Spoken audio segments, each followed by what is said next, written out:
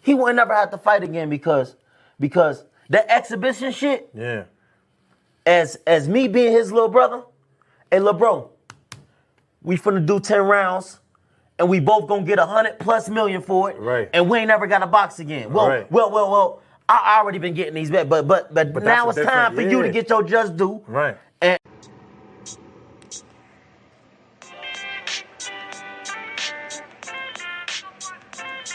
yo, you know the deal. We back again. We never slacking. Word 'em up. Ladies and guys, whether if you drunk or you high, it's time to pay respects to the illest man alive. If you think you got a point, he'll shrink you down to size. And from there it's downhill like a slinky or a slide. Open your eyes, got a deep connection with the rise, so you might see them jump in whenever they go live. Peep it, this channel blowing up now, it's not a secret. With tons of exclusive interviews to listen to. Them other channels I hate, but yo, they missing clues. They start narratives, sip the goose and twist the truth. It don't take a rocket scientist to get the proof. Just click the live at 4 p.m. Eastern time. But when you chime in, make sure you keep it kind. But if cowards want to debate, then it's feasting time. My man Jusdu shine busy all the time. Grind 24/7, 365. Videos he might have 365. My rhyme sick, they make you do a 365. You get a rich if you think you fit to survive. It's Jusdueboxing, time to click the live. Ain't no beginners, if you soft, you ain't down to ride. I crush you, respect too, it's Jusdu. He got the illest boxing show on the internet. The boy been a threat and he ain't even had dinner yet. Word 'em up. Yeah.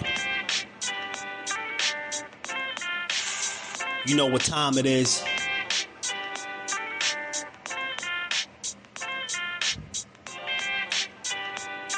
$4 p.m. Eastern. Click the link.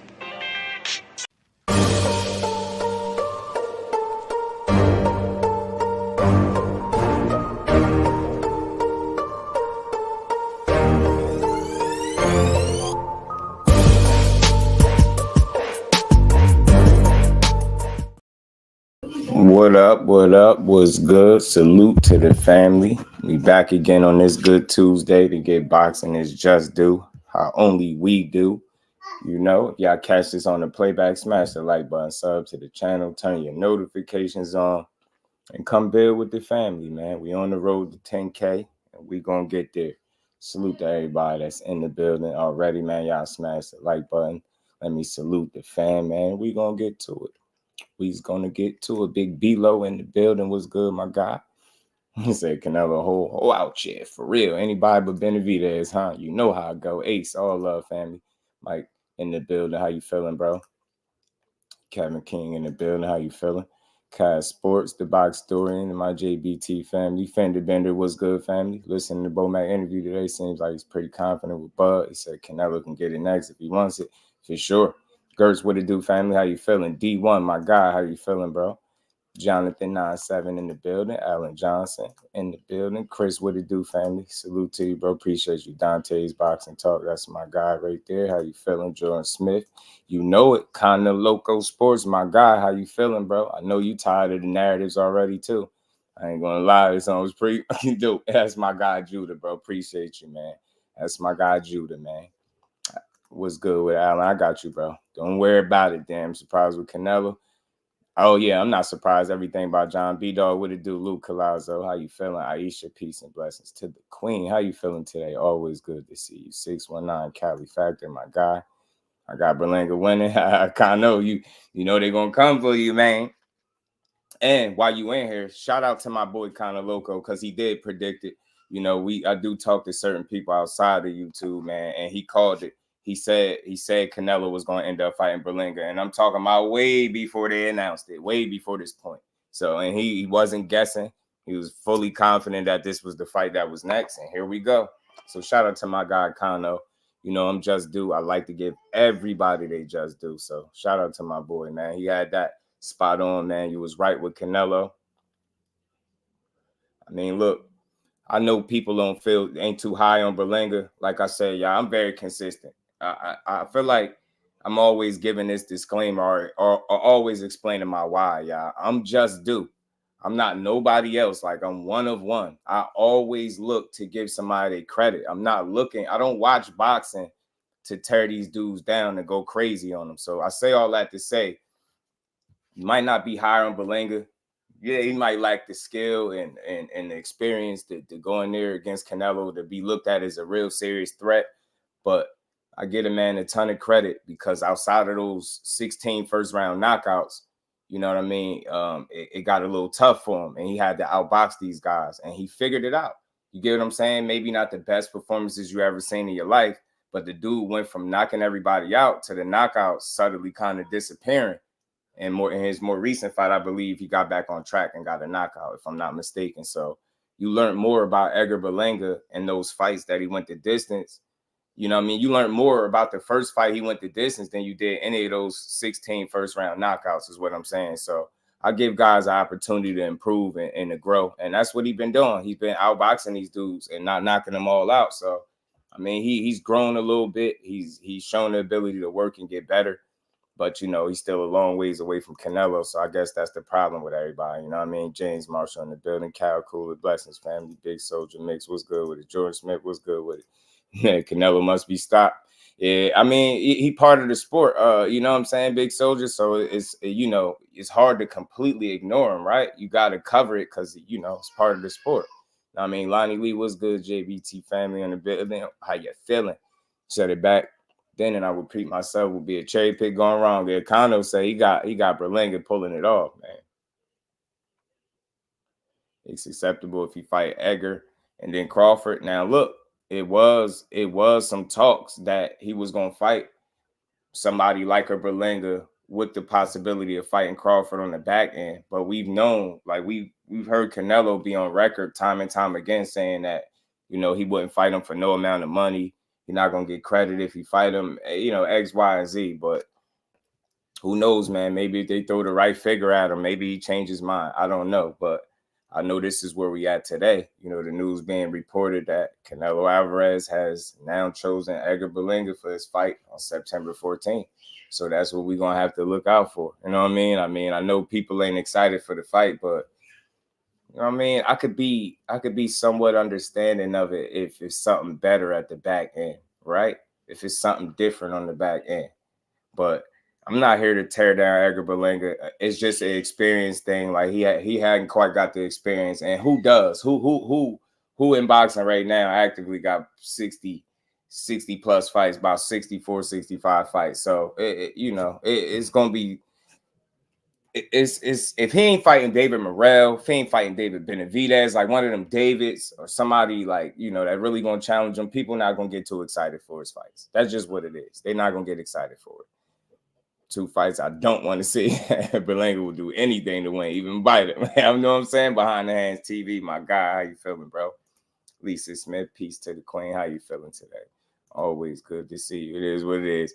Yeah, man. I and again, for me, Gertz, like y'all know when y'all come here, I ain't mad at none of this. It's just I just call it what it is, right? I'm not fully surprised. Like I said, man, Kano been called it. He said he was fighting Berlanga and he was on point. He was on point. So we knew this was a possibility. We knew Berlanga, even when he got into the back and forth with Caleb Plant, he said, yo, if I don't get the Canelo fight, we could run it. But hey, man, you know what I mean? And he was giving little subtle hints saying, predicting how many pay-per-view buys it'd do and all that. That was kind of making me feel like he knew something that we didn't necessarily know. You know what I'm saying? Ashley's corner, my cousin was in the building. How you feeling?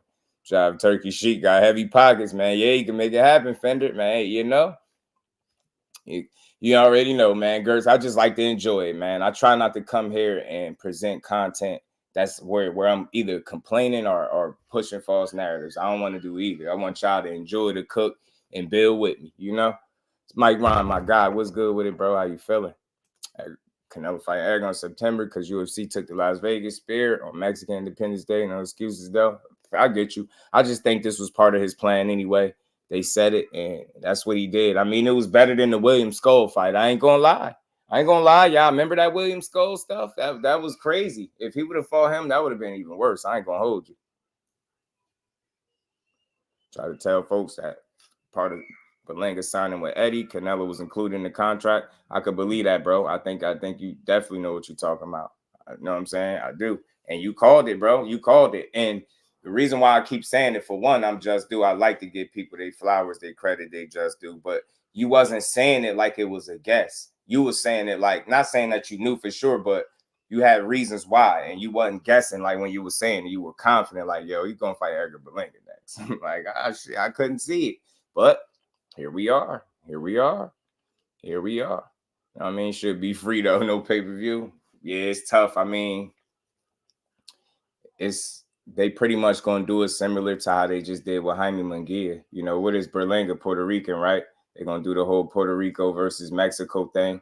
You know, Berlanga got a lot of knockouts, even though, you know, his most recent fights outside of the very last one went to decision, but that's what they're gonna sell it as. Mexico versus Puerto Rico, you know, 2 knockout artists, yada yada yada. Y'all already know the whole spiel. And you know, my biggest concern for Edgar is the same concern that it typically is with a Canelo Alvarez opponent, especially when he's handpicking them, is the experience. Like, I don't feel like that guy is gonna pick you unless he's sure he can win. And the problem is that Edgar Berlanga will run into, even if he outboxes him and there's a cherry pick gone wrong, like my brother Connor was saying, you know it's tough to beat Canelo on them cards. You get what I'm saying? We watched Floyd Mayweather all those years ago dominate him and got a majority decision. I will never forget that. And that's TBE. I got a majority decision when we clearly know he outboxed the hell out of him. You get what I'm saying? So that's the risk he run. He dealing with, you know, a guy that's very experienced. He might not still be in the, you know, at the very peak of his game, but he's still very dangerous. Like I said, he's one of those guys that he got experience, but it shows. Like he ain't just a dude with a lot of fights. Like you can tell when he's in the ring the way he go about his business. He's a very experienced guy with a shit ton of fights. He got a lot of tricks and different things like that. So, you know, and he got a beard, you know, an iron jaw. You know, Canelo was hard to hurt, let alone knock out. You get what I'm saying? So that's what Edgar Berlanga is fighting against, outside of the inexperience and things like that, skill level, whatever you want to call it, not fighting on that stage. All those different things, I think will play a factor. And what I'm saying, simply put, is an uphill battle. But anytime you lace him up and step in the square circle, you have an opportunity to win. So he definitely has an opportunity. But the question is, how much of an opportunity, right? How many people are really expecting that he go in here and give Canelo one of those type of fights that we could all really appreciate? You know what I mean? So it is what it is. Like, cool boy fight got delayed. Yeah, I hate that. Aisha. Mark West, what it do, fam? Doing dishes and listening. Appreciate you, fam. Bole, my guy, what's good with it, family? Jay Allen in the building. What's good, bro? I hope he gets that lucky KO. Tell you, man. Fighting 3 times. I don't know.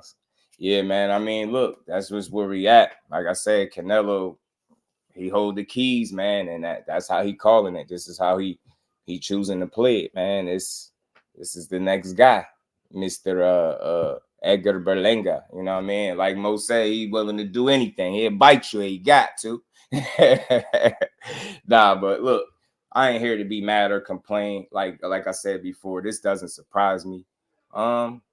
Look, Edgar Berlanga is just gonna have to strap his boots up and get ready. You know what I'm saying? I no doubt this is gonna be one of the toughest fights of his career. You know, look, anything can happen. Father Time is undefeated. You know, with Canelo, he's 33 years old, but he has a lot of miles, a lot of wear and tear. And that's the stuff that you can't necessarily measure and match on paper, right? So, you know, Edgar Berlanga is definitely the much younger, much fresher guy. I think he's every bit as strong as Canelo. You know what I mean? He punches hard. I mean, he's a big kid. He can punch for sure.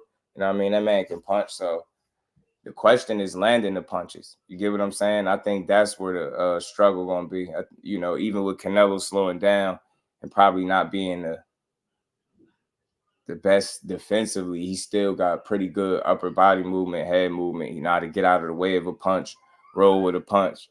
Get what I'm saying? He's very crafty and experienced in there, man. And he know how to make this fight difficult. You know what I mean? For the younger Edgar Berlanga, like he really going to have to push. He really going to have to push. And it's going to be, it won't be easy. Peace to the queen, Aisha, in the Cash App says always supporting the grind. Much love and appreciation to the queen, man. And we ain't never got a box again. Well, I already been getting these bets, but now it's time for you to get your just due. Salute to the Queen Aisha, and peace to my guy, the boxing novice in the building. Peace to all in the building. Much love for this. And we ain't never got to box again. Well. I already been getting these bets, but now it's time for you to get your just due. Yeah, so again, man, it's experience versus youth right now. You know, they both got good power. Obviously, you know, Edgar Berlanga, like I said, being much fresher. Maybe that'll play a factor. Maybe that'll help him out. You get what I'm saying? But he gonna need all the help he could get. You know, I know my good brother Canelo rocking with him. But it's not. Listen, upsets happen. This has been a year to upset. You just don't know. You just don't know until you put them in there. You know what I mean? Anybody could be hurt. Anybody could be stopped. You get hit with the right punch. You know, anybody could win a fight on any given night. It's just all how you perform when you under them lights. So I don't know if the lights gonna end up being too much for him, because he going from who did he fight last? Was that John Ryder or something like that? Then he stopped him, or whoever it was he fought last. I forget, but I believe he got the stoppage. But you going from that level of competition to Canelo Alvarez, like I said, maybe not at the peak of his prime, but still very dangerous nonetheless, right? So, you know what I mean? Look, I'm a good fan of a good upset, you know, a changing of the guard type thing. And the reason why, I'm nothing against Canelo, hell of a talent, hell of a fighter. It's just his mentality sucks sometimes for the sport of boxing. So it's not like I'm rooting against him or rooting on his downfall or nothing like that. But the reason why I could root for a guy like Berlanga is because he's younger, fresher, and, you know, a lot of people ain't expect him to win. You know, Canelo is doing this strategic picking. Like I said, I don't feel like he's going to pick a guy that he really not very, very, very sure or confident that he could beat. You get what I'm saying? And I wouldn't be mad at an upset. I really wouldn't. Let's talk fashion. My guy in the building, Remo, what's good with it? Let me be the first to say there will be no Puerto Rican parade in the Bronx because Edgar getting stopped and Fat Joe taking back that TS chain. My boxing mom is in the building. How you feeling?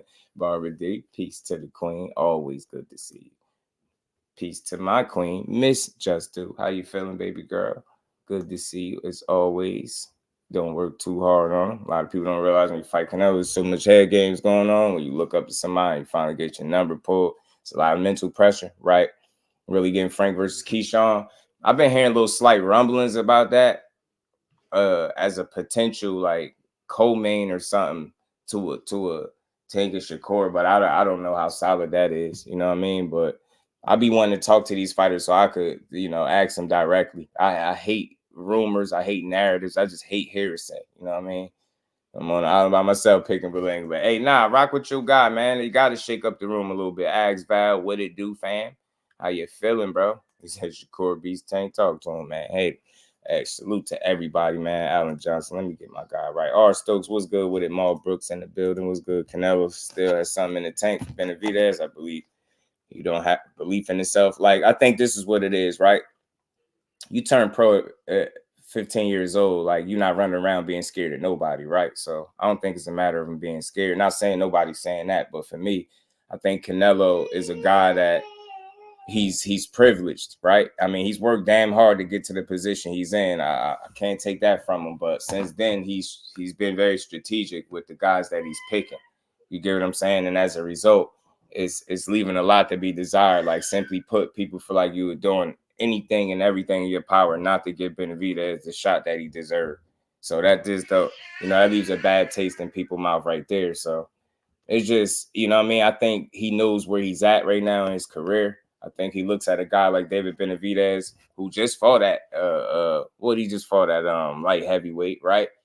Clearly big guy, you know what I'm saying? The style, I think he's a stylistic nightmare possibly for a guy like Canelo.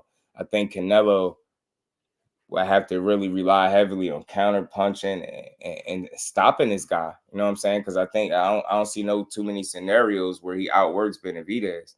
You know what I mean? He like an octopus in there, so I could see him wanting to push the pace, throwing a lot of punches, outworking Canelo, keeping his hands at home because he, punching in combination, trying to knock his head off. Like, I just don't think that's a challenge he want to put himself through at this point. And the longer we go, the less likely we are to see that, unless it was some weird way where he's waiting to see some real slippage or something in Benavidez and then say, hey, I got him. But You know, I think as the longer it takes, the less likely we are to get it. PGH Big Dog in the building.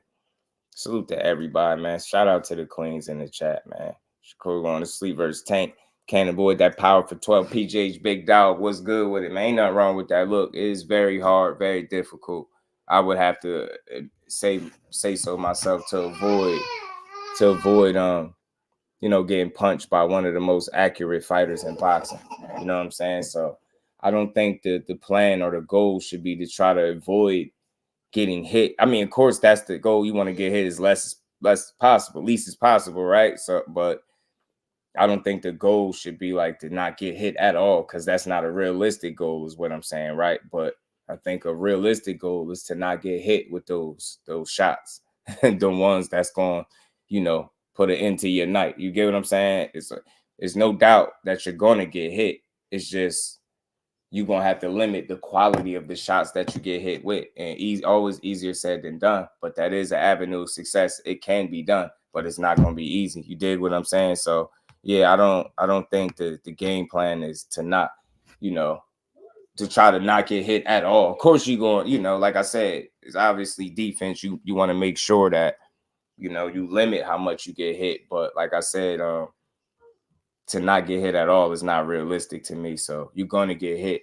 But like I said, the big question is what's you know, how good is your chin? Because there's still some unknowns there because you haven't seen him get hit, right? And the quality of shots that you allow to be landed on you, right? So that's the difference maker, right? Sometimes people make it seem as if everything Tank throws is just like some type of home run punch, right? You just can't get hit with nothing or it's over.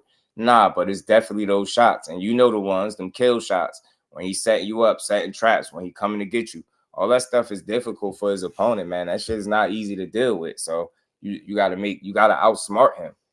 That's all. You can't outstrength him. You can't outpunch him, but you gotta try to outsmart him. It's just that simple. It's a tough task, but hey, you know, you want to be great.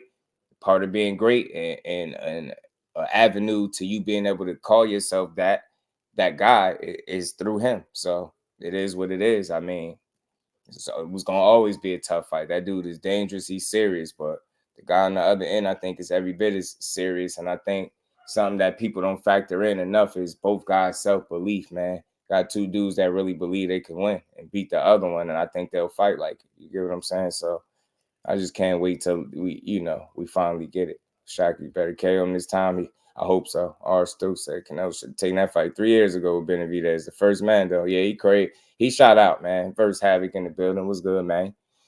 And Canelo wants Devil to fight Benavidez and he'll fight the winner. And that's weird. You get what I'm saying? That's weird. But either way, I think that's a tough fight. I wouldn't be mad at that if those guys was to actually lock in and he was to fight the winner. Wouldn't be mad because Beaver, we know what Beaver can do to him. But you so happen to get in there with Benavidez, man. It's a tough-ass fight for that man. And McQueen, what it do, family? How you feeling, bro? I'm glad the rematch is on for Foster. Me too. I really am. He said it ain't going 12 though, y'all. He said he ain't trying to leave it to the judges this trip. You know. Tony, what it do, man? Zoom versus my Brody. What's good with it, man? It don't matter. Berlanga knocked out his last opponent. Dude was a hype job and a disgrace.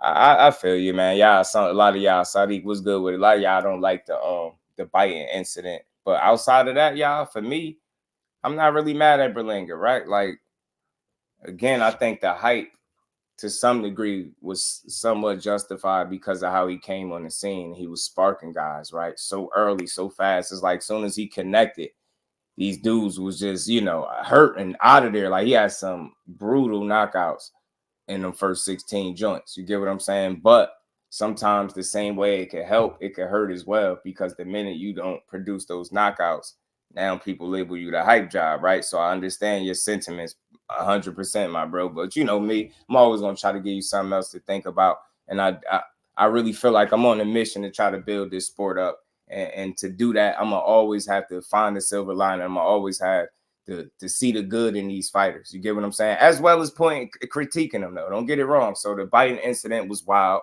You know what I mean? But I think outside of that, you've seen them struggle a bit with having to be an outboxer rather than the KO artist. And, that it was going to be some flaws in his fights. It was going to be some tough moments, some lows. He was going to get tested and challenged, rightfully so. But you know, I've seen him just keeping at it, keep working, keep putting them decisions together. And then in his more recent fight, like I said, I believe he ended that one with a knockout. Matter of fact, let me pull this up real quick. Y'all punch the like button for you, bro. We gonna keep building, y'all. Let me just pull this up real quick. But I get you 100%. You get what I'm saying? But to me, I seen him try to learn and adjust, right? And be this outboxer, right? Try to work on, you know what I mean, some things in there. And it's worked for him for the most part. You know what I mean? For the most part, he's been successful. He got his record at 22-0. You know what I mean? 17 knockouts. Like I said, that 17 knockout came more recently against, what is this dude, Pedrick McCrory, who he knocked out in the 6th round. You get what I'm saying? So, you know, not, of course, not no crazy name, but it was good to see him get a knockout. You know what I'm saying? Figuring some things out while he was outboxing this dude too, and he was up on the card. So I give him a little benefit of the doubt, right? Give him some breathing room to learn, to grow, because he's still young. And like I said, even though those knockouts are impressive and they sell, right? They're easy to look at and they fun to watch, but you're not able to learn nearly enough in those first round. Because think about it, 16 fights in, none of them made it out the first round. You really ain't getting to learn too much because you ain't being put in no situation. So think about it, the first time his fight went the distance, you seen him get put in some situations and it was new to him. So he had to adjust to it. You seen him in another fight get frustrated, like I said, and bite the guy, which I know y'all not feeling. But, you know, just little hiccups. This is part of the growth process, right? So I kind of spare him because outside of that, you know what I mean? He been working, yo. He been working. He ain't quit. He ain't give up. They asked to see more boxing. I've been seeing him trying to box more. You know what I mean? So I level with Edgar Berlanga. I ain't mad at the young man. You know what I mean? Hey, you got to go out there and try your best to beat Canelo Alvarez. You get what I'm saying? So what if Davis and Stevenson goes to scorecards? Man, that might be some high drama right there, bro. People get upset at Edgar for being by an incident. Mike Tyson did the same thing. People overlook it. I don't think they overlook it, but I just think that happened so long ago. It's like we can't bring that up. A lot of people was mad at Mike when that happened. You know what I mean? Like saying, why did he do it? And you know, so again, when you see a guy get hyped and praised the way Berlanga was at first for those knockouts, you kind of expect a certain thing from him. That's why I say it put a certain amount of pressure on these fighters when they're billed or sold and marketed a certain way, right? Because he was this knockout artist. I'm a monster, remember all that? And then the minute he don't get a knockout, they ready to throw him away. You know what I'm saying? So I seen some growth in Edgar Berlanga. I seen the dude sticking to it. And that's all you could do, right? Get better. But I think this is a huge leap for him with the Canelo Alvarez thing. But it's boxing for you. Dr. Boxing Talk. What's good, family? Berlanga, by first round KO, he's going back to the old him. Yeah, you heard me.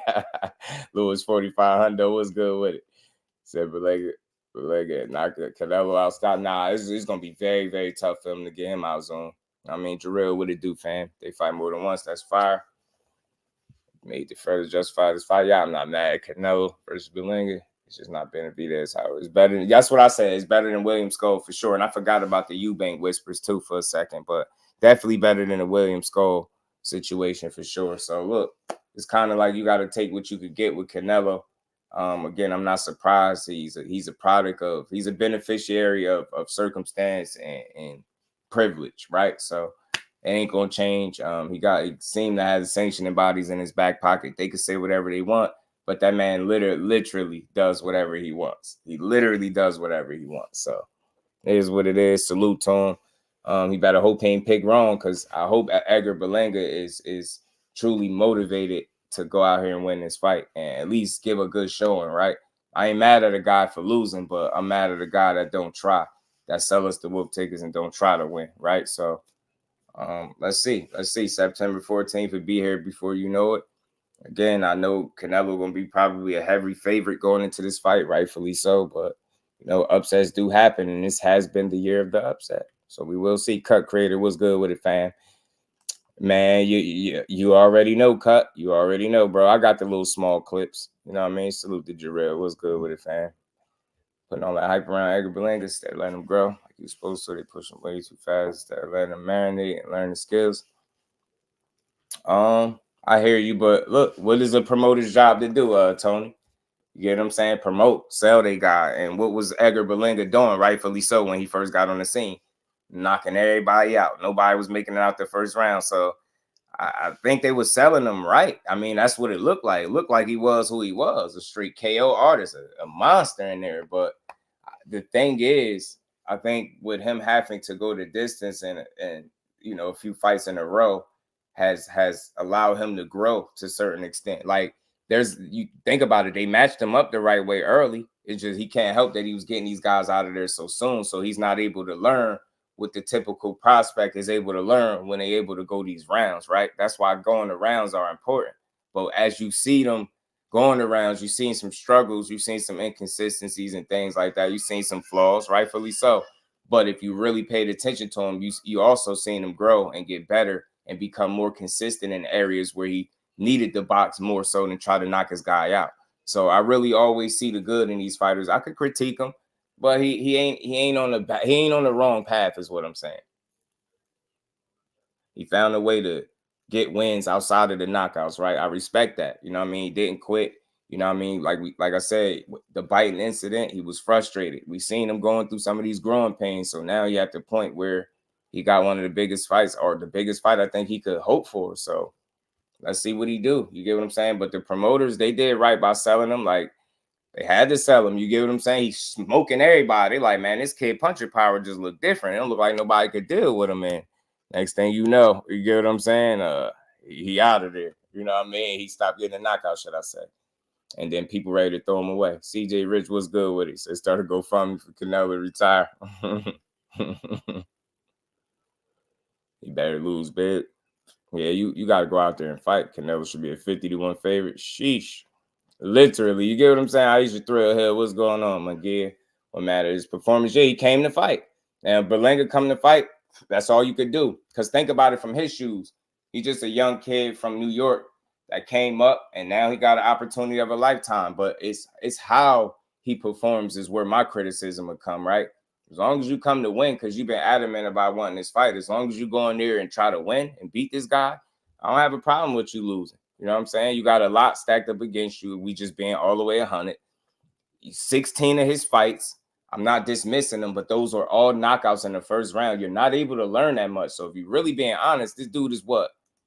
He's 22-0. After them 16 first round knockouts, he had a UD, 5 UDs in a row. Though that's great work. People only see things one way. Yeah, he stopped getting the knockouts, but you know, they kind of was slightly stepping up the level of competition, and he was getting the rounds in, which is much needed because he kind of making up for lost time in rounds that he wasn't able to go in those first 16 fights because he was knocking all those guys out in the first round. You get what I'm saying? So I'm not mad at the growth process, man. You get what I'm saying? I understand that knocking everybody out, you're not able to learn what you need to learn. So it was good to see him go through some of them growing pains and have to figure it out, have to outbox these dudes, stick to a jab, and really work his way to a victory. Like, I'm not mad at it. You know what I mean? I'm just interested to see how he continues to grow. But in this fight, I don't know. You know, I'm not going to be necessarily looking for growth. I'm going to be looking to see how he handles the moment, because this is going to be big. So if you ain't motivated to be a boxer, stay in school and become a gym teacher, personal trainer, shit, hip-hop dance instructor. Keep that non-motivation away from boxing. Yeah, non-motivation and boxing don't match because you're going to get hurt.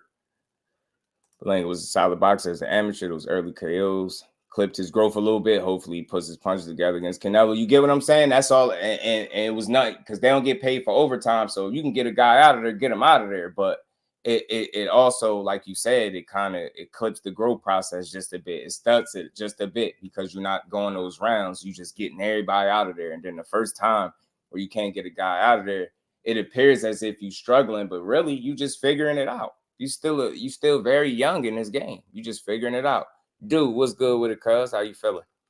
Always good to see cuz in the building. To me, I'm upset that he lost, but I'm kind of happy that Super Matias against Power because it proved that he needs to improve on some things for sure. He said he went in there with no game plan, I think. Shout out to Fanon. He did, man. Shout out to Fanon. He be keeping it a buck. Oh, everything boxing, my guy. What's good with it, bro? How you feeling? Yeah, losing to Canelo is not a bad thing, especially, you know, it's just not at all, especially a young undefeated guy like Berlanga. So look, y'all, I know the odds ain't in his favor. They're not in his favor. But it's Canelo. You get what I'm saying? How many people really gonna go in there and be the favorite against Canelo anyway? So, you know what I mean? It's about him getting his opportunity. So he just got to take full advantage of it. That's all. You know what I mean? That's the most he could do. Go out there and try to win. If I could see an effort in him trying to win the fight, figure it out, and beat Canelo, I don't have a problem with it if he take a L. But if he sell us wolf tickets and just go in there and take pictures and lay down, then I can't rock with that. You get what I'm saying? So it is what it is. But shout out to Canelo, man. Like I said, this move didn't fully surprise me. He is the king of doing what he want to do. He literally got to the point where he say, I do whatever I want. Like he say that, I do whatever I want. Canelo be like, I do whatever I want. Like I do whatever I want. He don't care, bro. He don't care. Salute to everybody in the building. Y'all smash the like button for you, bro. We gonna keep cooking, man. It's gonna have to fight to be for Edgar to justify your earnings respect. Like you can always try to show improvement, but the reason why I say in this fight particularly why I'm not going to be just focused on improvement, because this is the kind of fight where you might not even be able to see where he improved because of the skill level or the experience that he up against. So it's just an uphill battle for that young man, but let's see what he got. You know what I'm saying? Salute to my bro Zoom, man. Still on the mission to get that 500, man. If y'all can sub to my good brother Zoom verse, it's for the free 99, man. Support that good brother. Appreciate everybody, man. Real Infinite was good with it, fam. So Jekyll said Berlanga is going to get stopped by Canelo. I know a lot of people feeling like that. Look, it's an uphill battle, but it's Canelo. You know what I mean? I'm not surprised by it. Not surprised by it at all. You know what I'm saying? And again, shout out to Kano because he called it. He said that he was going to pick Berlanga, and he did. Appreciate you, Tony. Much love, bro. Salute to everybody that subs to my bro Zoom, man. Trying to get to that 500 mark, man. Appreciate everybody in the building, but let's keep going, man. So that's the news for that. September 14th is looking like Canelo Alvarez and Edgar Berlanga. Let's see. Mexico versus Puerto Rico, right? That's what they're going to bill it as. 2 knockout artists, like I said. We know what it is, man. He just lacked the experience to win people over in terms of thinking that he actually going to win. You know what I'm saying? So it is what it is. BN Boxing News, my guy was good with it. Don't blame him. Canelo stealing money, fighting on Berlanga. Easy fight. Shakur worth more than $6 million.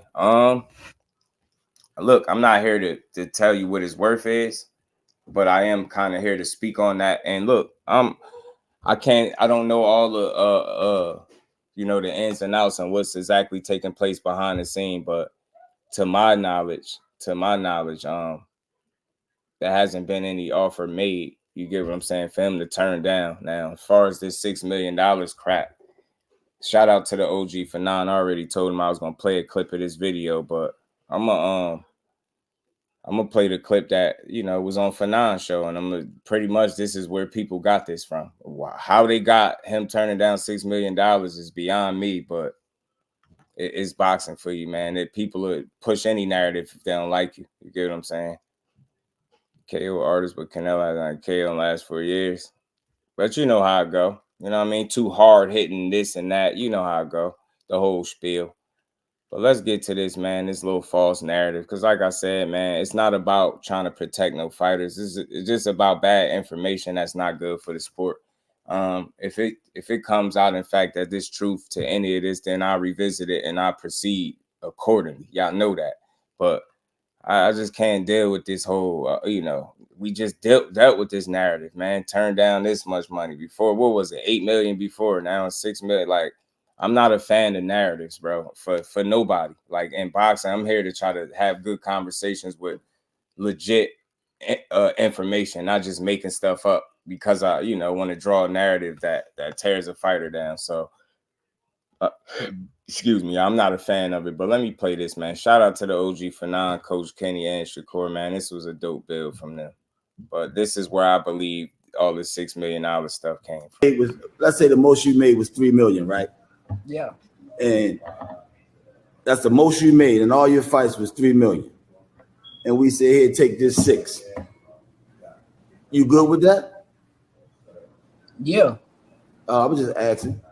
100%, yeah. Shakur, but that percentage, don't forget about that. Don't forget about that percentage. Now I'm just trying to understand what he's saying because he keeps saying like, A lot of times, hey, don't let him get you. No, don't forget about that back end. The fighters think they should get 50-50 when they're not putting their asses in the seats. And that's not the no, you got me different. I'm not saying you, but fighters, that's what fighters think. No, I would never, because I know who he is and I know what type of revenue and what he do.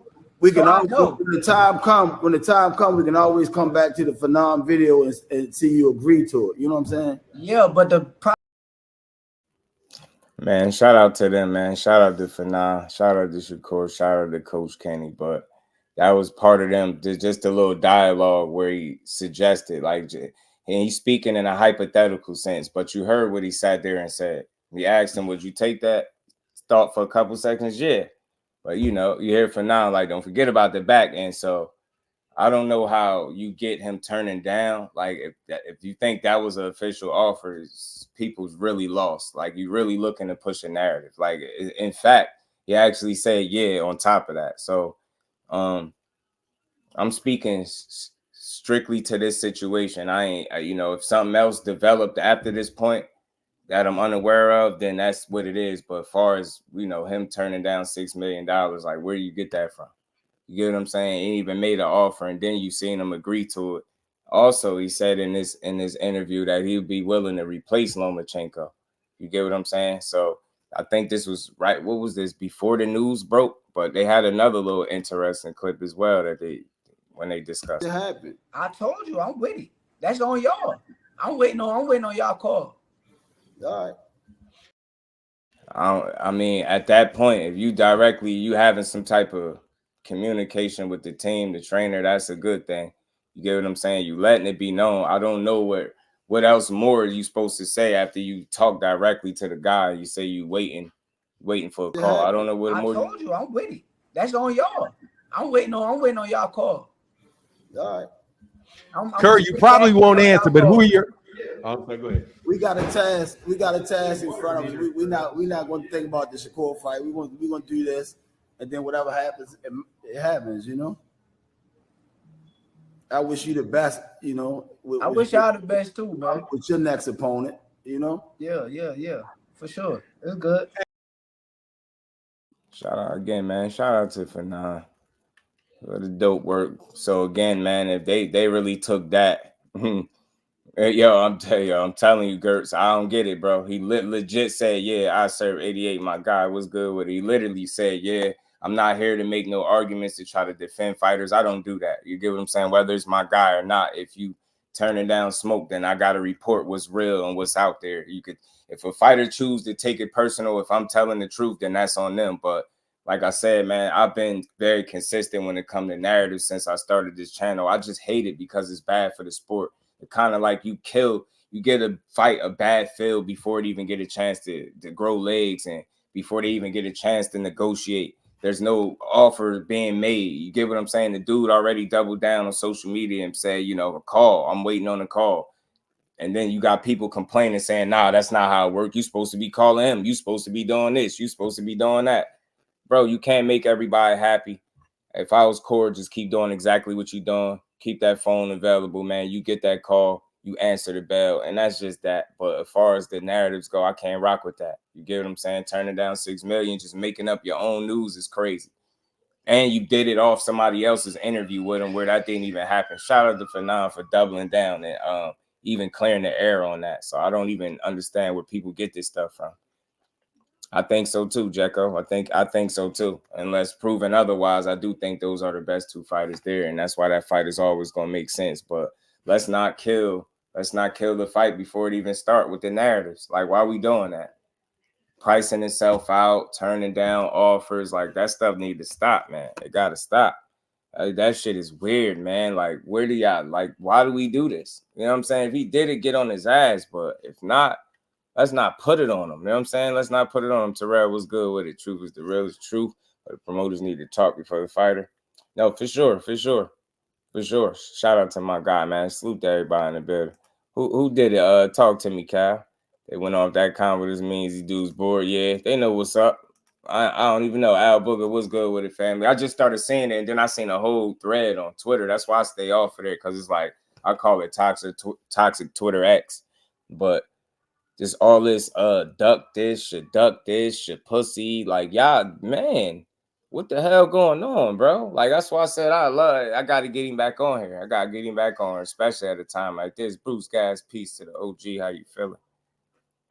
You get what I'm saying? So again, that $6 million stuff is bogus. I don't understand why you would rather push that than him wanting to fight. You should want him to want to fight. You get what I'm saying? Why would you want him not to want to fight? This shit don't make sense. So again, unless it been a phone call that I don't know about, and I'm not saying I know everything, never claim to, but for all my knowledge and information, that phone call hasn't taken place yet. You know what I'm saying? To my knowledge, and it hasn't gotten to no point where he could turn down anything. Now, I seen a post where he was saying something about being a family man, spending time with his family, and I seen people, and he laughed about that. He was joking about that. Now you want to spend time with your family. Now you're a family man. Newsflash, goofies, he been a family man. Like that, he been a family man. You get what I'm saying? This shit ain't just start. Like, what do y'all want more? Like, he talked to the trainer. He even suggested filling in for Loma. You just heard them say that they're not focused on the Shakur Stevenson fight. That was at the time of, but I guess now it could be different. So just let it just let it happen. Like, what is what I'm saying? Not marinate, but just let it happen. You get what I'm saying? If I find out that there's a phone call being made and they trying to negotiate a fight, and you like, nah, I don't want to fight, then there's a conversation to be had. But why make the news up? Why make it up? Why make it up? I don't get it. That young 27-year-old young man got y'all that mad where y'all would just make it up. You don't even care if it's true. Yeah, we just going around with it. Yeah, it sound good. Yeah, Shakur ducking. Damn, we fresh off. Loma is the one turning down the smoke. That's what we think about it. We hearing more noise about Shakur now than we are for the guy that we actually know said, he ain't fighting at least to the end of the year. Let me say that. And I want to be clear. I ain't calling Loma no duck either. You're entitled to spend time with your family, but as a boxing fan, that's not the energy you want to hear when you see a guy coming fresh off a title win. You get winning a title, a knockout, body shot knockout win to win a title. You get what I'm saying? You don't really want to hear that. But I ain't calling no duck. Look, you entitled to spend time with your family. They said he not retired. They said at the end of the year, hopefully he still be willing to make that fight. But I don't know. We know he's at least saying nah for right now. And the noise about Shakur is louder than the noise about Loma. And that's wild to me. It's really wild. This ain't no personal trying to take up for him. Like, how do people feel comfortable pushing narratives that's not true and just lying to a bunch of people? And they be dead serious about it, bro. That shit be blowing me, man. I can't do it, bro. I can't do it. Like I said, if I get any new information and there's a phone call that been made and smoke is being turned down, we got a real conversation to have. Y'all, I ain't avoiding that. I'm here to tell the truth, but I ain't here to lie to nobody, man. Want to see them beat up their favorite fighter? They know it's a very high chance of winning. They dismissing him like he ain't no type of threat, but I think they mistaken. Thing by any means. My guy was good with it. Yeah, they don't like him. Yeah, and either one for that matter. They don't like him because they don't really want to see this fight with all them excuses. Let them and them teams figure it out. Like, I don't know what could he say. He said everything he could say. I'll fight him. I'm waiting on a call. Yes, the $6 million. I'll replace Loma. Like, everything we just don't want to ignore all that and be like, yeah, he ain't tweeting enough. Yeah, he was tweeting he was tweeting a lot more before. Like, bro, what? What the hell? You complained about him tweeting. He stopped tweeting. He sent the right tweet, called me, hit my phone, and that's still wrong. That energy changed. Man, the hell with the energy. The hell with that. The fact of the matter is, do you want to fight? Two people got to get on the line and make that fight happen. Them teams got to get on there. His manager put out a statement. Josh Dubin put out a statement. Says Shakur is only a phone call away. He's willing to fight any and everybody. Whoever they put in front of him, he's going to say yes. And if that is not the case, what I am simply saying, call his bluff and we can all call it out accordingly. Simple, easy. But I ain't about to lie, and I ain't pushing no lies, bro. I ain't doing it. I'm not doing it, bro. We ain't doing that. That's why boxing is at the state where it's at, because we, instead of giving the supporters, as I call y'all, the right information, real information, we gonna lie to y'all. Come on, man. We not doing that. Hell no. If something happened behind the scenes, I don't know. I find out.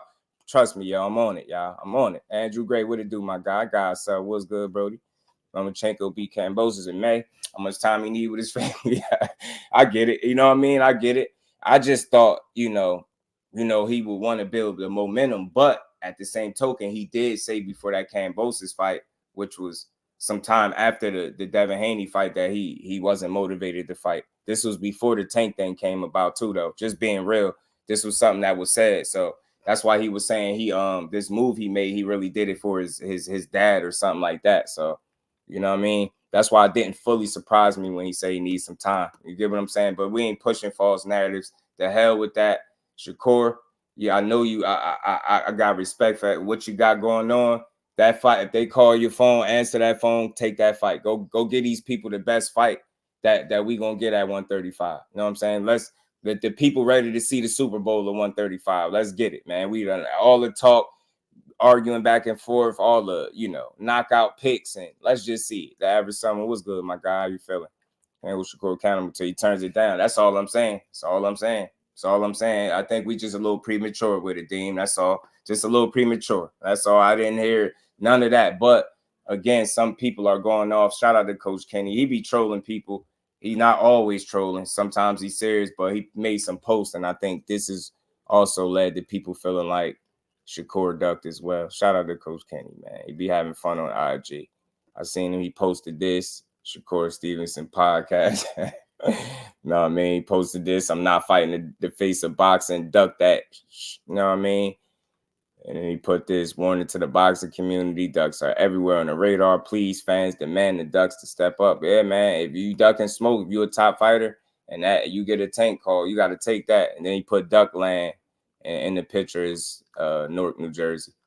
So people see the Newark, New Jersey. I guess they like, yo, Shakur is ducking. But again, man, I'm just going to be real. For him to duck that, if they made an offer and he turned it down, then that's what it is. But I haven't heard it. I ain't even heard it got to that point yet. So again, this whole, when you start hearing numbers being thrown out and the media, like, this $6 million stuff, you already know right then and there, you don't have a fight coming because they thought they discussing numbers. Like, when are people going to learn, like, from previous situations in the past, that once they start throwing numbers all over the place like that, more than likely you don't have a fight coming. That's what it's going to be. You get what I'm saying? Every time it's been like that. I've never seen, a fight about to happen and then the numbers about what the pay is come out way before they even negotiate. Just think about how people are willing to skip steps just to push a narrative. For him to turn down $6 million, that means they would have had to negotiate and made some type of offer, right? None of that happened to everybody's knowledge, and they just going off a conversation where he obviously said yeah to it. You can't make this shit up. That's all. I'm a logical thinker, bro. That shit don't make no sense at all. For you to get to the money, you had to have some type of conversation, being in actual negotiations, and then say, nah, I'm cool on that. That shit don't make no sense, bro. It don't make no sense. So all that, I'm not fooled by no Instagram posts. I know people like to have fun with Instagram. Shout out to Coach. He trolled a week or two, a couple weeks back. I forgot what did he say? Damn, forgot what he said. He trolled something, but he said he was just joking. Like, and everybody took that at heart. So that's what it is.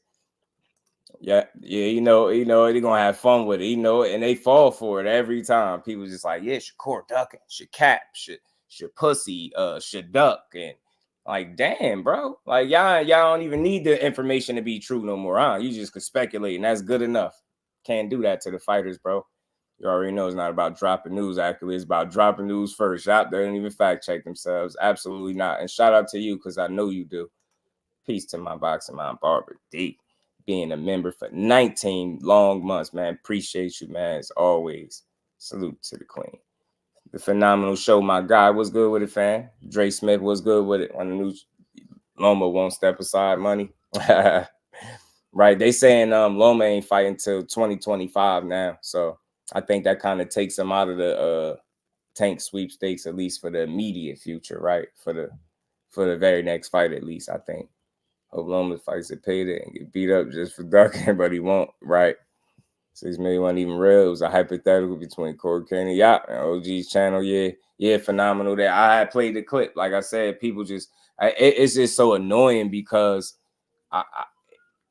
this shit spread like wildfire. Negativity spreads so fast. It's alarming. Like the lies spread faster than the truth in the boxing community. And I think that's what just hurts the whole entire community as a whole. That weird ass news that people from, if you could take this clip and take this as somebody turning something down, you something wrong. Let's say the most you made was 3 million, right? Yeah. And that's the most you made, and all your fights was 3 million. And we say, here, take this 6. You good with that? Yeah. I was just asking. 100%. Yeah. Shakur, but that percentage, don't forget about that. Don't forget about that percentage. Now I'm just trying to understand what he's saying because he keeps saying A lot of times. Hey, don't let him get you. No. Man, so y'all see, man, I ain't even got to play the whole thing. It is what it is, but I think that shit is self-explanatory, man. Look, I know Coach Kenny having some fun, but boxing fans, I got to be more responsible, man. I don't know. I can't just be fooled by it. It's going to take more than a post for me to just believe that, you know, somebody out here turning down that much money after they just said yeah to it. You know what I mean? Yeah.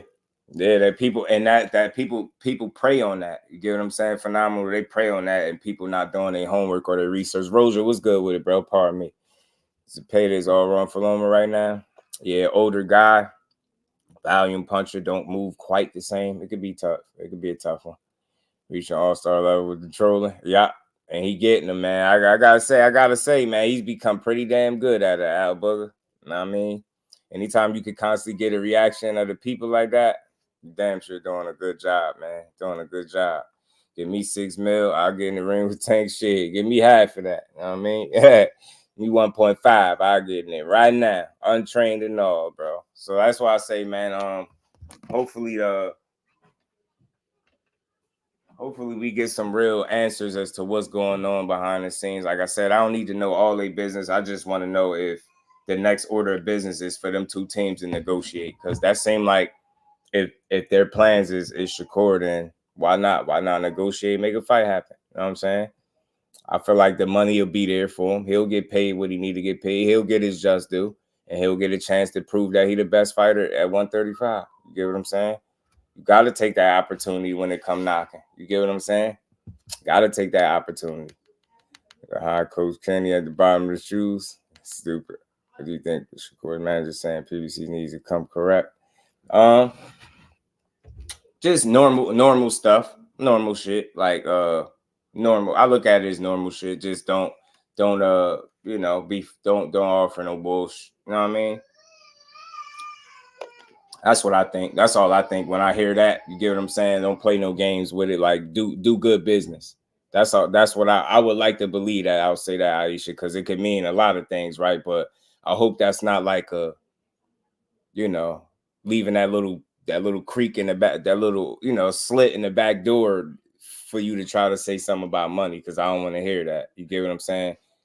I would hate to hear, oh, we couldn't take this fight because we weren't getting paid enough. I'm not trying to hear that. That, people, you going to get paid. You'll get some back end money and everything. So it'll be on pay-per-view. I just hope that, if that's who they targeted next, that they can negotiate and make a fight. You know what I mean? So we ain't even got to deal with no narratives. You know what I'm saying? And I'll just attack the narratives. Nobody in particular. I don't care what people do, but I just hate narratives for the sport. They bad. It's just ruin it. And take the good bit. That's what I said that too, Dean. I said that like 30 times, 30 times we've seen this guy fight. And, should I just say that every single time we've seen him fight on pay-per-view, I have never heard nobody complain about not getting paid or not getting the right amount of money, right? So for me as a fight fan, I definitely don't want to let this be the first time, because that's not a good look. You get what I'm saying? Like, that's not a good look. I believe you get your worth, but I think as long as business is done the right way, man, I think both fighters can eat, and I think we'll get a fight. But I hope they get on the phone with each other, because I'm ready. After this narrative, I'm ready to just see the fight and get it over with. You know what I mean? To the people in sign with Oscar when Loma fight just fell into his lap. Right. That's why ETB was saying that too. Like, hell no, sign to Oscar. Nobody want to go over there. You see his one of his top earners. Who is his top earner? Ryan having issues. Why Shakur want to go over there? 15 million. You get what I'm saying? About to get that bag. You get what I'm saying? So that's why, you know, I like that coach threw out the hypothetical, but I like the Shakur saying, look, man, I know, you know, I ain't gonna ask for no 50-50 because I know, you know, I know what he bring in. So he understand that he ain't got the leverage to do that. So it sounds like he won't even try to do it. So as long as he's consistent with what he's saying, we should be able to get a fight if they can get on the phone with each other.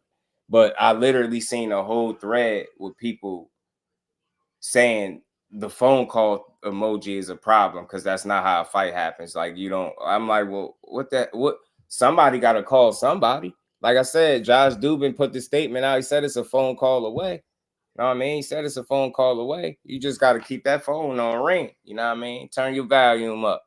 Question sounds currently, does Shakur need a promotional deal to receive an offer? I wonder, bro. I wonder. Because I wonder that. I do wonder that. Because one could think it would help, right? One could think it would help in a situation like this, right, Kyle?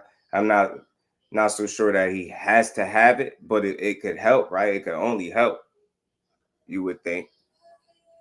You know what I mean? But who knows? But I'm just stuck on the, you know, I want to see him, you know, do his thing. Because that $18 million gate, $500K to $700K pay-per-view, Shakur about to get his bag. Yeah, he need it, man. Get to it, man. He deserve it too.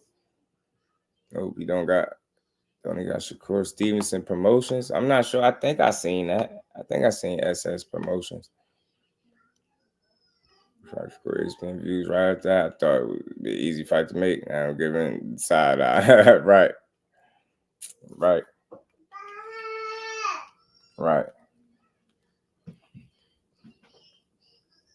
So we'll see, man. We'll see, but I already see the play, man. I already see the play right now.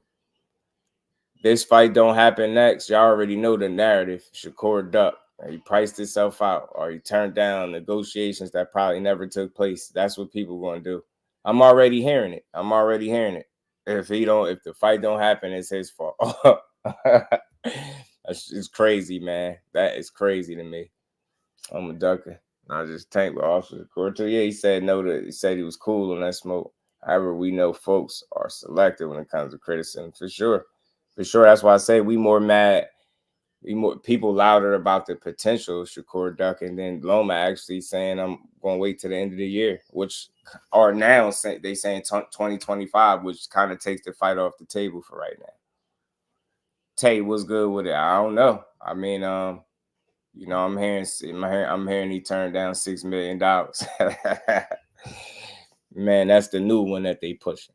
Bobby Walmax said Tank vs. Shakur going to sell $1 million pay-per-view buys, well over 18 million at the gate. I think it could do numbers just because of, you know, the talk and the fighters involved. Shakur ever gets an offer or a call and the fight don't happen, can't blame Shakur, you have to blame Javante. You know how they gonna do. They're gonna say, well, he ain't call him, he ain't call Al, he ain't signed to the PBC, he didn't want it, he didn't sign to the PBC.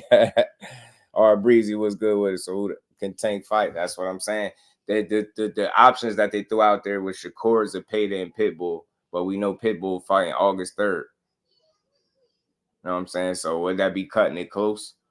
You know what I'm saying? For Pitbull, Zapata, man, who knows with that? I just think that's a joke.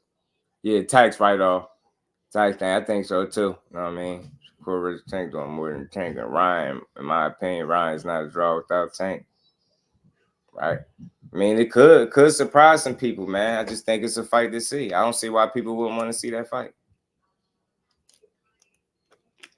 I don't see why not. Fonzie says Shakur ducking. That's what they pushing. Where is this court turning down $6 million coming from? Rome, what's good with it? This right here. And salute to everybody, man. Pardon me, I'm going to have to play it again because I knew somebody was going to salute to my guy, Rome.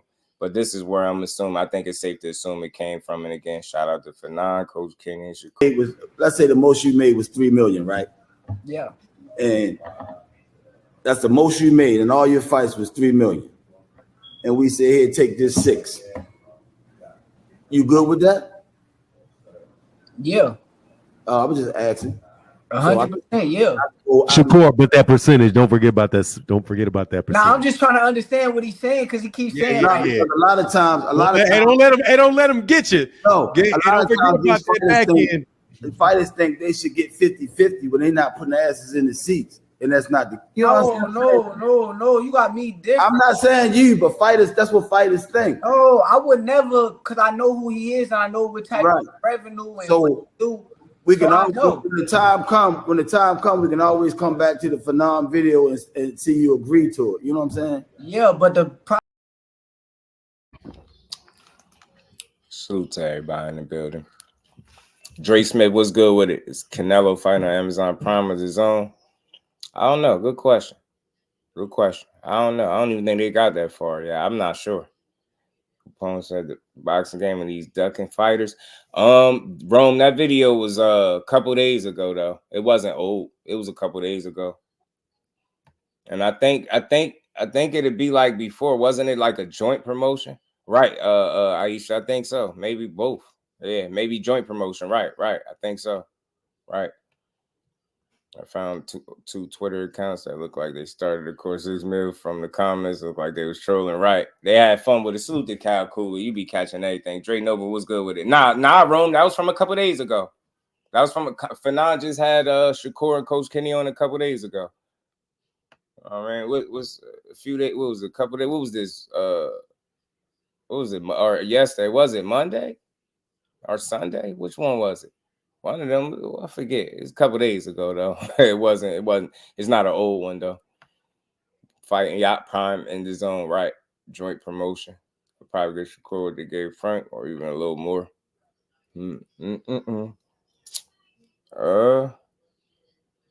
Shit, it beats me. I wouldn't even be able to begin to think.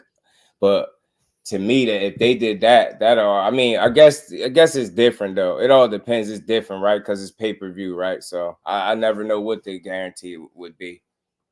But I don't see why it would be the same thing as Frank Martin, though. I don't think that would make sense. Just hearing it, I don't think that would make sense.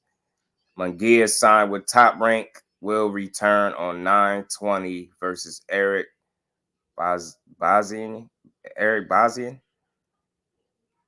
Oh, okay.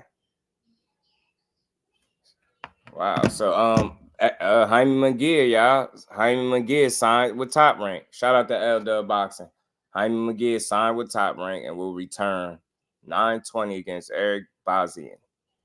I'm probably butchering his name, but pardon me, y'all. Salute to my boxing mom, the Queen Barbara D in the Cash App, always supporting the grind. Much love to you, Queen. And we ain't never got a box again. Well, I already been getting these back, but now it's time for you to get your just due. Much love and appreciation. Boom, boom.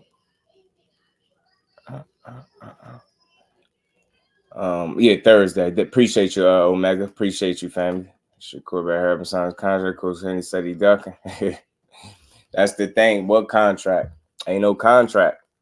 You can't get to a contract before you get to an offer, and you can't get to a contract before you negotiate. You get what I'm saying? Ain't nobody gonna just draw up a contract and send it out with no negotiations. That'd be skipping steps.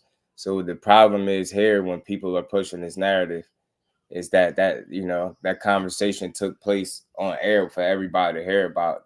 To my knowledge, it haven't taken place behind the scenes where it will actually count. So hopefully, both guys are able to get on the phone and make a fight. That's all. What's good with Omega? A1 Hoops on, my guy. What's good with it? Yeah, Jaime Munguia signed the Top Rank. Shout out to LWBoxing. All things, my guy. Ain't like being fed to Canelo. Yeah, he fighting Eric Bazian. So 9/20.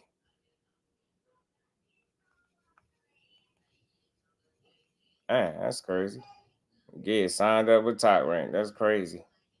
Shout out to Jaime, man. Shout out to Jaime. Jaime said, "Nah, I got motion."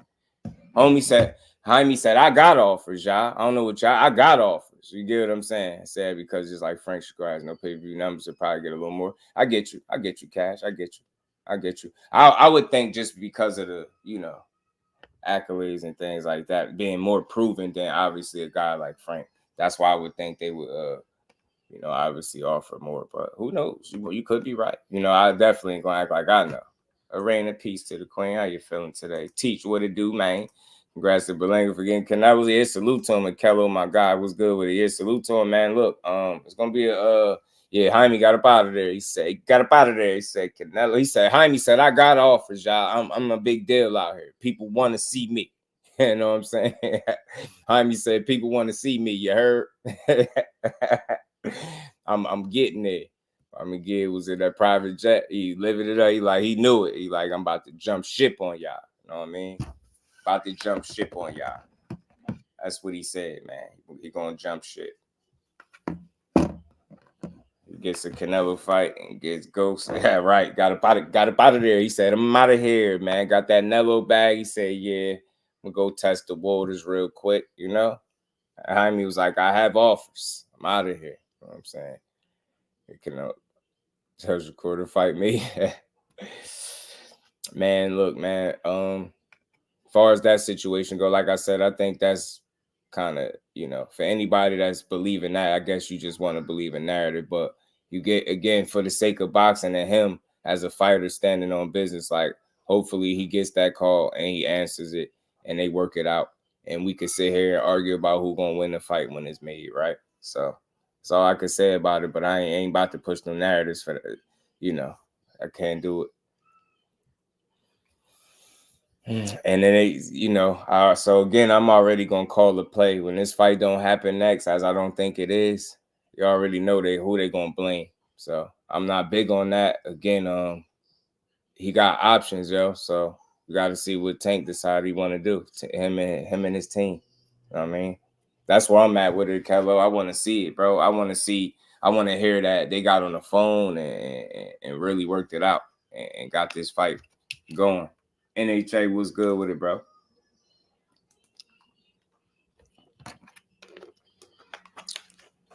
I see you, but you definitely about to get ignored today because you just gotta let you fizzle out. You just on some weird stuff. But again, y'all, salute to everybody in the building. Y'all punch the like button, man. We gonna keep rolling. PBC losing its appeal to fighters. You know what I think, Barbara D? I think what I hear a lot when I hear people speak about the PBC, one of the first things I hear is the inactivity, them not having dates and different things like that. So I do think that's a potential concern for fighters moving forward. Like, because if you just look at it, what's one of the things like right off the top that you could say is a problem in boxing as a whole, not just for PBC, right? Inactivity. So if you already a fighter that's been going through that, you get what I'm saying? And you haven't dealt with them before, I don't think they're your first option. You get what I'm saying? I think if you looking at guys like Eddie Hearn out here getting people them dates, he getting them fights and he getting them paid. So that's like, this is just things that I hear. So, PBC going to do the same thing. But again, remember they said you got to fight Godzilla. So I don't know if they losing the appeal, but I think inactivity is something that really need to be addressed. And I think if they can eliminate that problem, I think it's, more people would be, more fighters would be looking to go there. But, yeah, that was dope, Dre. That was dope. Shout out to the OG for man. Better start negotiation. Yeah, I want to see it, bro. Have fight dates to cater to a lot of fighters. You get what I'm saying, Kello? And I think that kind of makes people look in another direction, because if you look at what a lot of fighters deal with is inactivity. Look how talented Boots is, and look what he was saying was the reason he went to Matchroom. See what I'm saying? He need to be active. He need the dates. You know what I mean? Activity. He ain't trying to sit around being active or on the shelf. See what I'm saying? Free TV outlet, and they don't have it. You get what I'm saying? And then look, Kello, look how long it's taken kind of for them to release like those free TV fights. They've been slapping people with pay-per-views, whether they realize it or not, right? I think they just announced they first free card. I think so, if I'm not mistaken. PBC, Amazon trying to get off the ground. Yeah, they definitely need some time for sure. I said that too. K Causey, what it do? So, but I just think that's not the only. That's one of the biggest issues from what I gather when I be around, talking this boxing. people speaking about that PBC is the dates, not having the dates, and fighters being aware and wary of going somewhere where they're going to just be dormant and sitting there on the shelf and be inactive. Like, that's going to do them no good, because a lot of these dudes, this is all they do. So if you inactive, you not, I mean, you ain't getting fights, you ain't moving your career along, and you're not getting paid. It's all negative. So they're going to go somewhere where they feel like somebody going to get them the dates. I mean, keep them active and get them paid. And that's why I say it's hard for me when I hear fighters about to re-sign somewhere or possibly leave and go somewhere else. It's hard for me to say what's best for them, because it's about longevity, and they hope that their entire careers be on the line with these moves. We've been going into that zoo fight being inactive, isn't it? Yeah, it's tough. It's tough having dates when you have to fit program scheduling out, but I don't understand not having dates on an app. Right. I'm with you, Aisha. I'm with you. All right. Right. So they, and maybe again, to your point, I think that's a great point, Aisha. Maybe that's why it's working that way. Maybe a little bit different to secure the dates as opposed to them, having people fight on the app. So I think that's the biggest concern. It seems like for fighters, for my money, when I just gather, like if I had to pinpoint one thing that I feel like a lot of fighters point to, is inactivity and not being able to fight. Totally. Right. They give us free Thursday night football. You dig what I'm saying? We just need more free boxing, I think, too. That definitely won't hurt. You need it. People go in their pockets all year round, bro. So a break here or there definitely will go a long way. First free one would have been in 17. Right. Plant and McCumbie, right? And dude had a cut, so the card is postponed for now, which sucks already. So look, first time they about to announce the free card, look what happened. Now that's about to lead to more inactivity for everybody that was about to be on the card. You see how that worked? And it's kind of the luck of the draw. It's not nothing. You can't do. What could you really do about that? You get what I'm saying? It's about somebody. I think you got to cut the Trevor kid. Got to cut over the eye, something like that. So that whole show was off now, or postponed, should I say? So that sucked. I mean, it's already gonna be August. So I'm saying, Gertz, that's where I think they have the issues at. You get what I'm saying, bro? Not having those dates, and you can't tell a fighter to be confident in going somewhere. You get what I'm saying? Especially if they haven't never done business with them. They don't know how much of a priority they even going to be. Where do they fit in on the landscape if they go there? We X out all of that, and we just look at the potential of you getting a fight there, but none of the shit that you're going to go through to get the fight, or none of the things that you could potentially run into while trying to secure that one fight. So again, I could just imagine how tough it is for these fighters trying to navigate, especially between these networks and promotional companies, man. I was in Plan Fight Boo Boo. I'd have loved that fight. I heard Andre was going to fight somebody. Damn, I'm not sure. I thought he was coming back. Yeah, I thought he was in the gym, McKellar. I could have swore Andre was making a comeback, y'all. But that to me, that's the biggest problem. That inactivity be ruining careers. Fulton should go to top rank, to be honest. His fight now we can't see him when we were supposed to see him. So you see how things just roll out. The first card that they announced supposed to be the free TV is August 17th. One of the guys on the main event get a cut on the eye, now it's postponed. You see how that go? Now it's more inactivity, like I was just saying, for all of those guys. So that's just not something guys are in a rush to deal with, right? You know what I mean? Nobody wants to sit on the sideline. Like, think about it. Look all the way. I rewind. Like, look at Rashidi Ellis. Like, he had beat Alexis Rocha, went on the shelf, then got a couple warm-up fights, then got thrown in there with Villa, who I thought he beat. They took that from him, and look where he been at since then in the TCL, Team Combat League. So that's something that's really been an issue in boxing, man. Dudes not being able to get fights and being on that shelf, man, for no reason at all. You know what I mean? What's good with it, next gen? Ducking ruining the sport. Nah, I think people misuse the word ducking. You know what I'm saying? We frame everybody as a duck without even trying to understand none of the business. You know what I'm saying? But the thing is, we're still able to put on big events. Yeah, we need more free boxing. Good free boxing. I'm telling you, more free card. You need it. Instead of put on big events, it's their regular programming. They have to get the ball rolling. Yeah, they do for sure. I'm trying. I can't give you too much time today, bro. You just talking. You just say that's why I hate to call somebody casual, but when you say stuff like that, you definitely come off as a casual fan. So he was supposed to fight Tank, right? We were supposed to wait for the Tank fight when he already had a date and he's contractually obligated to fight. You think he picked who he fought? At what point in 22 fights do you think Shakur picked one of his opponents? He'd rather fight Artem. You think he had a choice as to who he fought on the last fight of his contract with Top Rank? Or do you think Bob Arum had a say? Shit, man. Moving calling for Plant Smoke. Yeah, I don't know what happened. I could have swore I seen bro. Could have sworn I seen bro. What's the name? A1 probably. Let me get my boy right real quick. Let me get my boy right. All right, hold on. Andre was helping out Bud.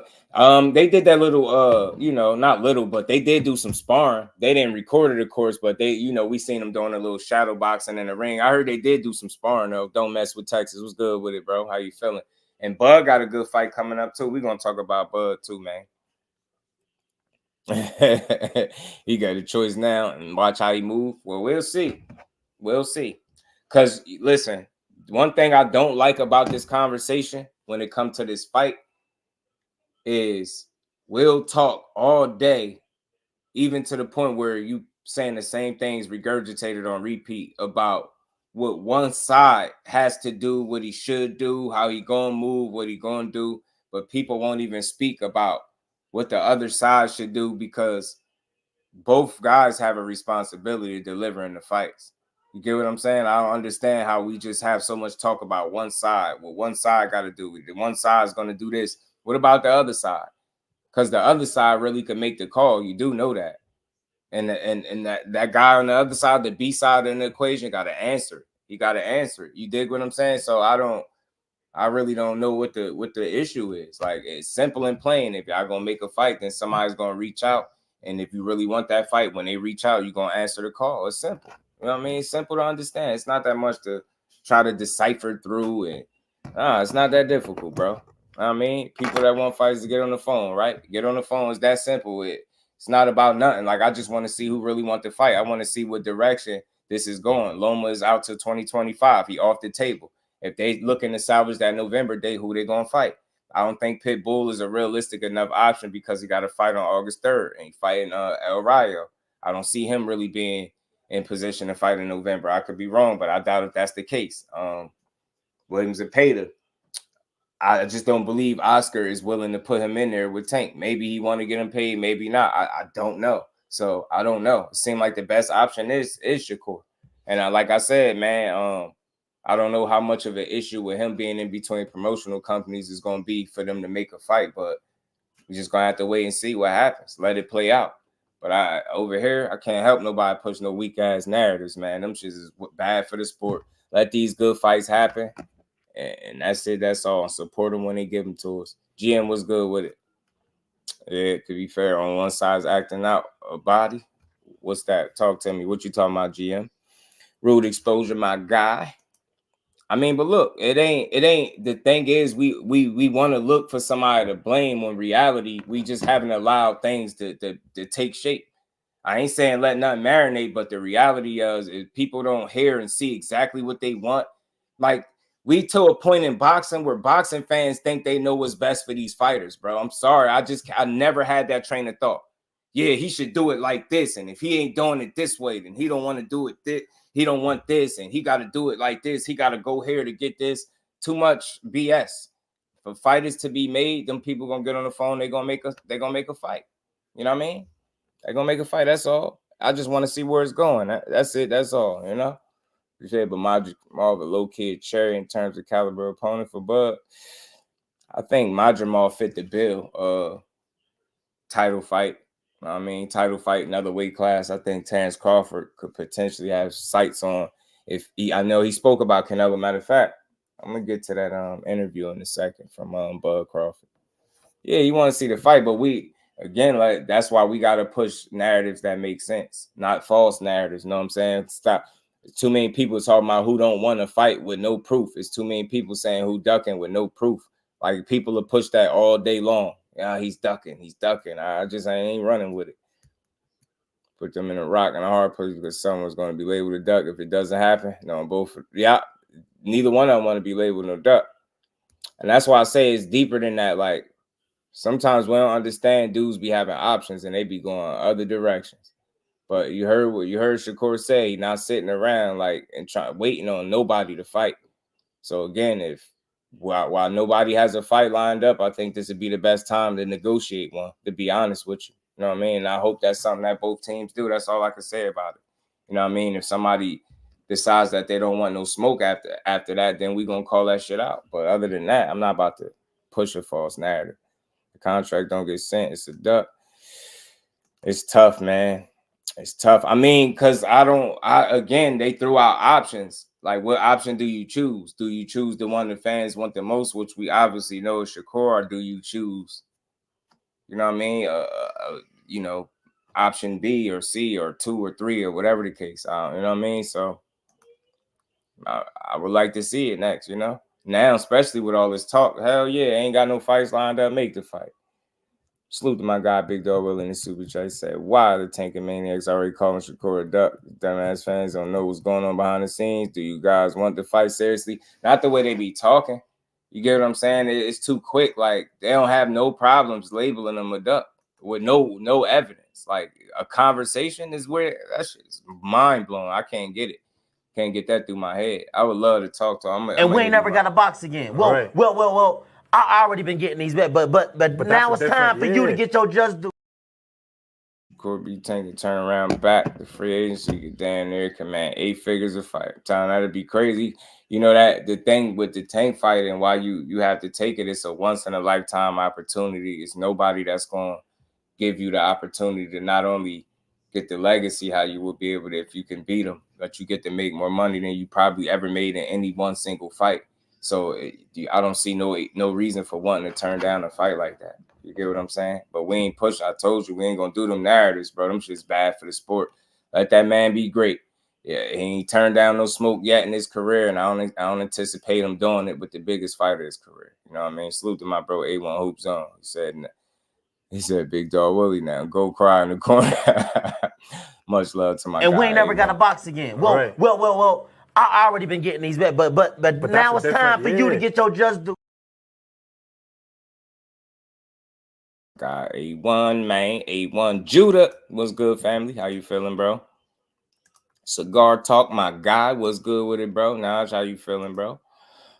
Teach, honestly, next gen. Oh, okay.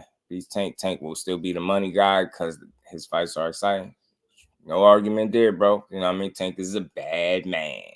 Who's those fans that I'm you are those fans I was talking about. Shout out to my guy. And we ain't never got to box again. Well. I already been getting these bets, but now it's time for you to get your just due. Appreciate you, bro. Much love, man. The man still gonna be there. Yeah, for sure.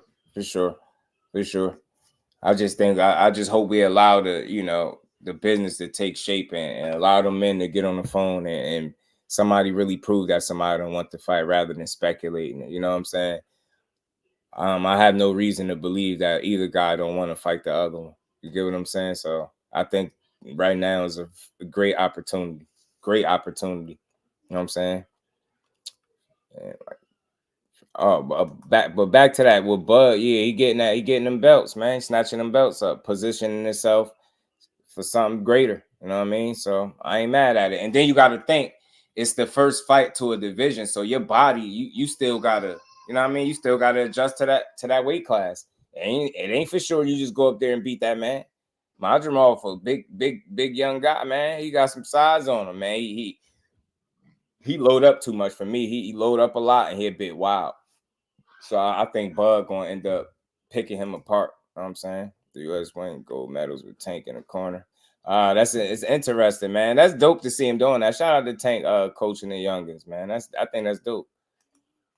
Yeah, nothing changed for Bieber when he won. Not a damn thing. You're right. But yeah, you're right. Might be a little different at them smaller guys. I don't know. Might be a little different. Who knows? But that's a great point. Shout out to my guy A1 Hoops on back in that super chat. Big dog really think I get. They all can lose their next fight. My fandom towards the sport, not a fighter. Now go back to your corner and cry about it. Little ninja.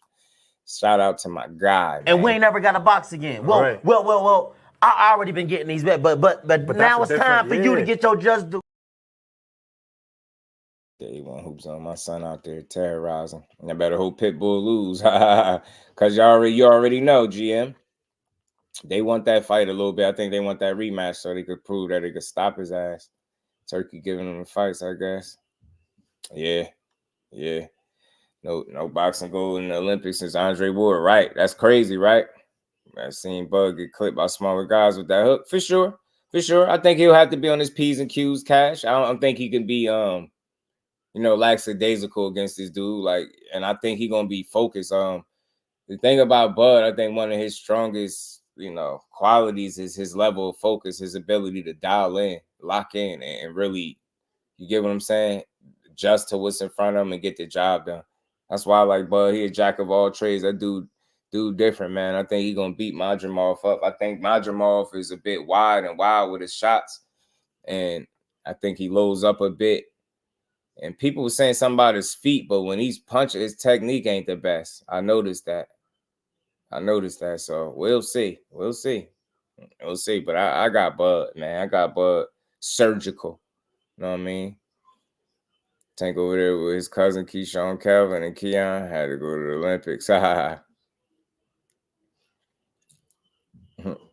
Right, they all solid people to talk a lot, but never boxed before. That's why I always come from Edgar Chavez, Jersey in the building. What's good, my guy? How you been? Horry Faints in the building. What's good, bro? Judah, Bug on magic carp up. Yeah, man. I think Bug gonna chop him up. Bug gonna do him. He gonna do him one. Bug gotta box this fight. Yeah. Nah. No dog fight because it's unnecessary, Cash, but I think he can surgically control the pace. That's the thing about Bud that makes him very good too. He can control the pace of a fight. You get what I'm saying? That's what he want to do. And pick his shots, surgical. Go surgical on him, Jake. You know what I'm saying? Go surgical on him. I think that's what Bud gonna do. With Madrimov. Matter of fact, I'm gonna pull up the joint from Bud Crawford. He did the interview with Ariel Hawani. Did that interview with I think it's the MMA Hour or something it's called. Let me pull this up, man. Bud Crawford, because we got to get to that, because Bud Crawford said he want Canelo, not Boots, and people going crazy. People got to lay off this whole Bud Duck and Boots stuff. That's it's like, at what point in your career are you allowed to go for the money fights? Like, at what point in your career could you go for the money fights? Is it okay? You get what I'm saying? The dude at the end of his career, and I don't care what you say, taking Canelo, that's as dangerous as it gets. There's no ducking when you fighting a guy, or you potentially looking to fight a guy that's that dangerous, right? I just don't see that as a duck. I can't label him one. In order for them to duck, he got to turn down an offer, not be willing to fight him, at least be in the same weight class. You get what I'm saying? If Boots really want that fight, he's going to have to come up. It's not going to be vice versa. Terence Crawford not going back down. You get what I'm saying? And people should know that and be cool with it because he's been transparent about it. He's not going back down. The only person he was going to fight again at 47 would have been EJ, from what I understand. So that's why that rematch didn't happen. One guy wanted it at 47. The other guy wanted it at 54, and it didn't happen. It was just far at 147. Yeah, that's what I'm saying. Like, he'll have to move up. He can't duck. You can't duck somebody they're not in the same weight class with. And I don't know about y'all, but I never thought Boots or Spence would fight Jaron Ennis at 47. I never thought that. I always thought it could potentially happen the next weight class up, but we'll see. But I doubt, like I said, Bud ain't coming back down. I don't think he's ducking. I think he's still taking challenges. He in a new division, so I understand the challenge he's taking. That's a rugged guy, dude, pretty tough, Madrimov. You get what I'm saying? So I get it. You know what I mean? It's the welcome to the division fight, and he's in position. Like he said, if he wins and Spence was to fight Fundora and win, there's the potential for a rematch. So I don't know. I think Bud is entitled to chase some money at this point, right? I don't think that makes him a bad guy, and it definitely don't make him a duck. You know what I'm saying? Gucci. And Madron got a lot of wasted movement. Yeah. Next gen. Absolutely, he do. I think Bud is calculated. He's efficient. He's a sniper in there. I think he's going to be able to pick them apart. I think once he start getting going, once he catch on and do timing and cadence, I think Bud going to do what he do. It's going to be surgical, you know? Man, I think it could be tough. I think dude could push him, but I think Crawford would be fine. You know what I'm saying? Crawford still has the belts, so he must have some interest in 47. I don't know exactly what. I would love to ask him that though, because I feel like it's just a matter of time for them belts go vacant, right? I feel like he secure a win if he still has them belts by the time this fight take place, which is kind of looking like that. I think after he get a win, he'll probably vacate them. He'll probably let the belts go. Get what I'm saying? Probably won't be no reason for him to keep them. So we never know. We never know with Bud, but I think he earned the right to not be called the duck. You know what I'm saying? A challenge is a challenge. Madrimov ain't no pushover. He's unbeaten. He's just inexperienced. But you know that's the case with a lot of these fights. So that don't mean he can't win. He a live dog, and he's gonna try to win. I believe he's gonna try to knock Bud head off. So he gotta be on his P's and Q's, bro.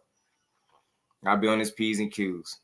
And people just fight Canelo kind of unrealistic. And Canelo already got flack for fighting Charlo with those 2 weight classes. But you know what's crazy? Who would you give more of a chance to win? The version of Charlo that he fought, or Bud Crawford? If that don't sound crazy. You get what I'm saying? Who you think got a better chance to win right now? You know what I'm saying? I think again, it's an uphill battle for anybody that's getting in there jumping all in weight classes, right? But I just don't anticipate that Bud will fight in the manner that Charlo fought. I think he'll definitely show you that he's trying to win the fight. You know what I mean? Yeah, I get it, GM, the attachment with the belts. That's why people keep talking about that Boots fight. I understand it, but I just don't put too much into the belt thing, but I don't even see it as leverage, because leverage for what? You know what I mean? He already about to fight for a couple belts with Madrimov. I don't think he really need them, so I wish I could understand his reasoning for holding on to him, but I'm clueless. I don't know if the Bud fans would be calling the other person a duck.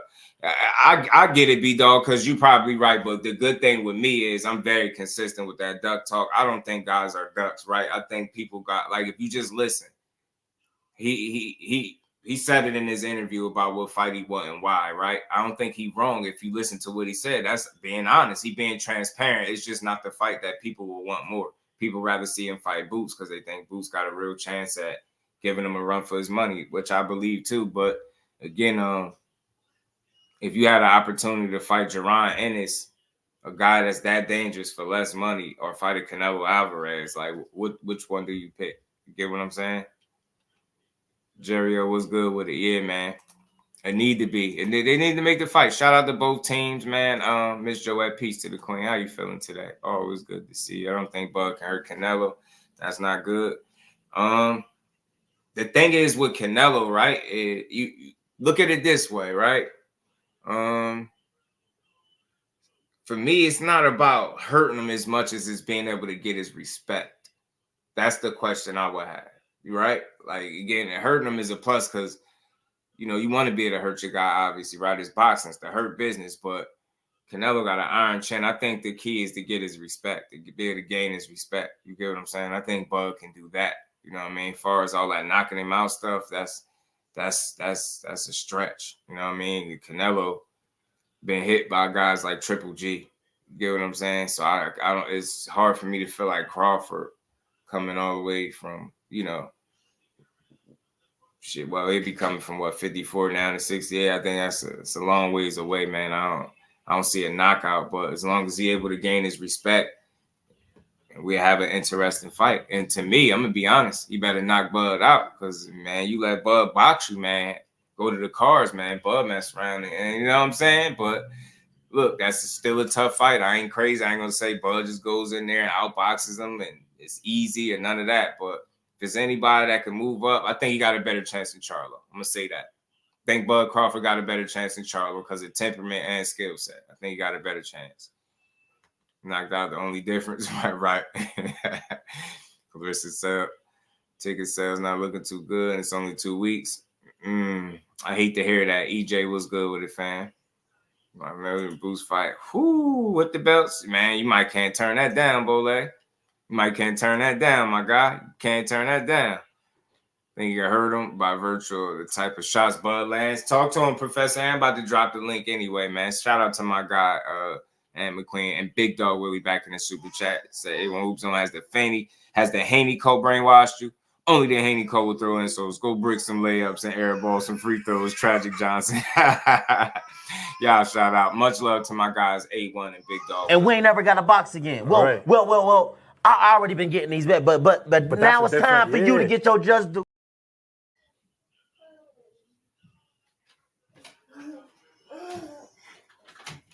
Why you cutting out like that? You being a brat. Yeah, but you being a brat though. You being a brat though. Why are you being a brat? Say hey, y'all. Say what's up. All right. Salute to my bro, Big Dog Willie. Appreciate you as always, my guy. J Bean, boxing and batting. What's good with I think Maul to stop Bud? Look, he has an opportunity, but you know, I just seen where he's at now. It's tough, but I think Bud got a better chance than Mel Charlo is what I'm saying. Making it a turn your turn type of affair. And Bud does a great job placing shots in between shots. Absolutely. And the way he's able to control the pace of a fight, man, I love it. I love it, man. He's surgical, man. He's cerebral. His focus be on another level. Say hi. Say hi. Yeah. Moving up in weight, drop the belts. Yeah, I agree. I agree, Barbara D. Especially if you have no intent of never fighting at the weight class again. The only thing you could do is stagnate the weight class. Hey, man, baby. All right, y'all. We got company today. Road to redemption. What's good with it, bro? How you feeling? Hey, baby. You gonna be a brat? You gonna be good? You gonna chill out? All right, he gotta get some words in, y'all. Gotta get some words in. Say peace. Say what's up. Who you got winning, Bud or Canelo? Bud or Nello? Who you got? Bud. You got Bud? You going with Bud? He crazy, y'all. This dude is this little baby is funny, man. Salute to everybody in the building. Let's keep getting to it though, man. But look, man. I mean, let me be very clear with what I'm saying. Terence Crawford is a real fighter to me. His temperament, his belief in himself. If the reason why I even give him any type of shot, because he the type of guy, if he get in the ring, that's because he think he could win. You would have to, I would have to see that he just showing up for a check. I have never seen him approach a fight that way. And I don't think it'd be no different with Canelo. I don't think he'd just come there to get paid. Although he did speak about his bank account and legacy and things like that, he damn sure ain't just, you know what I mean? He thinking smart. He at the end of his career, you better get these fights while you still can. So, look, if he got an opportunity to take a Canelo fight for more money than he probably ever make in his career, you can't knock him for taking it. What I would love to see, what I like to see the Boost fight, I would love to see the Boost fight. But again, I'm not stuck. You know what I mean? I ain't gonna cry over no spilled milk if the fight don't happen. Jerry, appreciate you in the super chat, man. Much love, much appreciation. And we ain't never got a box again. Well, right. well. I already been getting these bets, but now it's time for you to get your just do. Salute to everybody, baby Dukes. Saying what up to baby. Just say peace. Say what's up, everybody. Say what's up, everybody. Say what's up, everybody. Say what's up, everybody. Say what's up, everybody. I was being a brat. My dad had to come get me.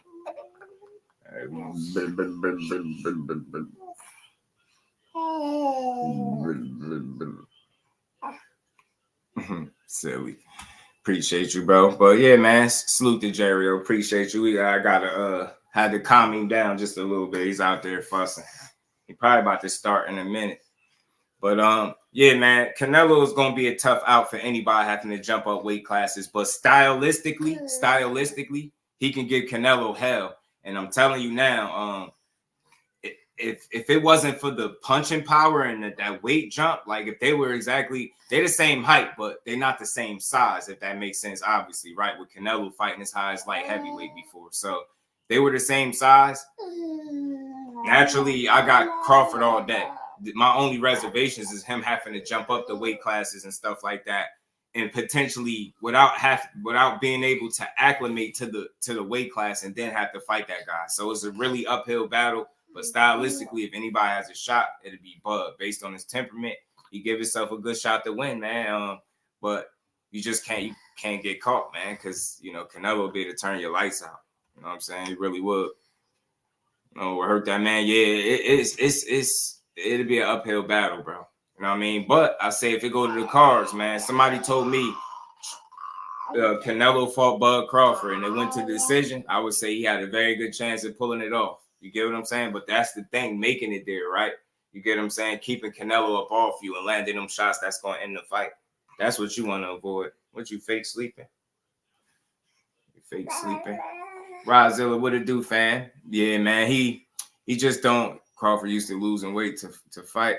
Yeah. Instead of putting it on, he'll be putting on the weight, and gaining the weight is one thing, but then operating and performing at the weight is a whole nother thing in and of itself. So, you know what I mean? It's tough, man. It's a tough fight for him. In my opinion, I think Canelo beats Bud. Listen, Bivol couldn't hurt him. Yeah, I think Bivol was able to really chin check him and get his respect, though. So again, for me, think about it. Bivol wasn't able to hurt him visibly, but I think he was putting something on Canelo's mind, and he was able to gain his respect. So again, hurting him is always going to be a plus because it's the hurt business, and you want to be able to hurt your guy. But as long as he's able to gain the respect of Canelo, he'll be able to compete. You get what I'm saying? Bivol was able to make him respect him. Bivol was putting hands on him, although he didn't hurt him visibly. I do think it was some couple times where he made him reset, step back, and take a second look at things. Say salute to everybody in the building. Appreciate y'all, man. Y'all make sure y'all smash that like button as cherry picker. And Canelo ever pick. Yeah, Canelo just be he just be having his way at this point, y'all. He just having his way. You know what I mean? Let me give him back to that. I'll be right back, family. Y'all give me 2 seconds. Y'all smash the like button for me. You being in the back, getting hot, man, huh?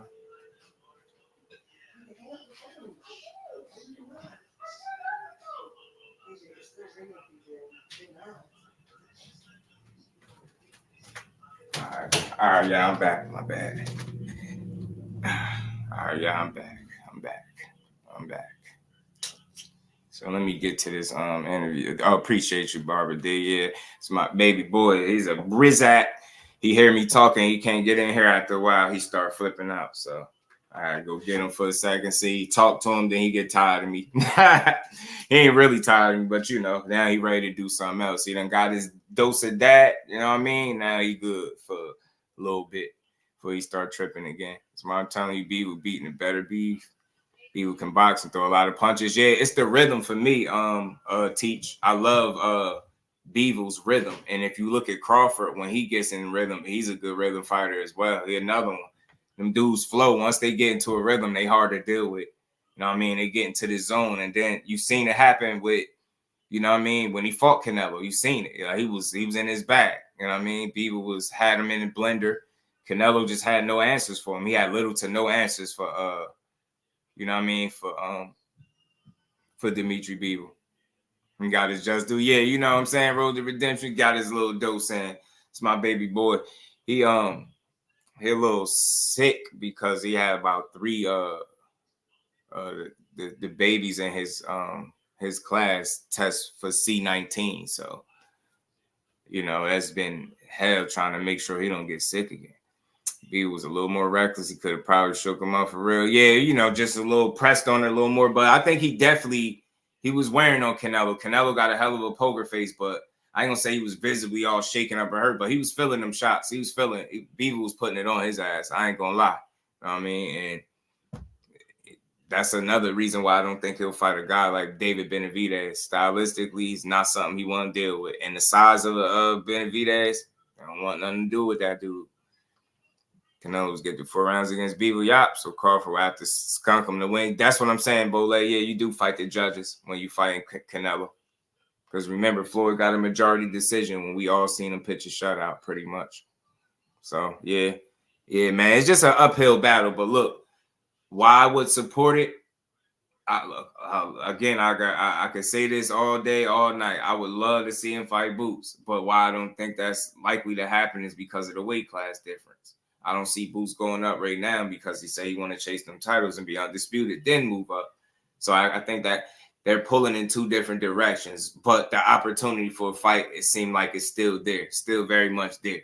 But if you listen to what the fighters are saying they want, one guy's like, I ain't fighting this dude because of this. And then one guy's like, I'll fight him, but this is what I'm doing if I'm not fighting him. You know what I'm saying? So I don't know, man. I don't know. I just feel like, Crawford is the type of dude, like I said, if he's going to fight a Canelo, if he can even get that fight, he's going to actually try to win it. You know what I'm saying? So, oh, yeah, for sure. Al Booger, that's his style. Box your head off and win clean. Thing with Crawford is he getting elite. Catch and shoot game, but catching Canelo shots, a different story. Yeah, it is. His catch and shoot game is nice, though. His counter punching is nice. That versatility, like I said, rhythm. When he get in his bag, he be flowing, man. So, but it's a tough fight for anybody that got to jump up weight classes like that. While Buzz not a threat to Canelo, but David is. Should Canelo be his concern?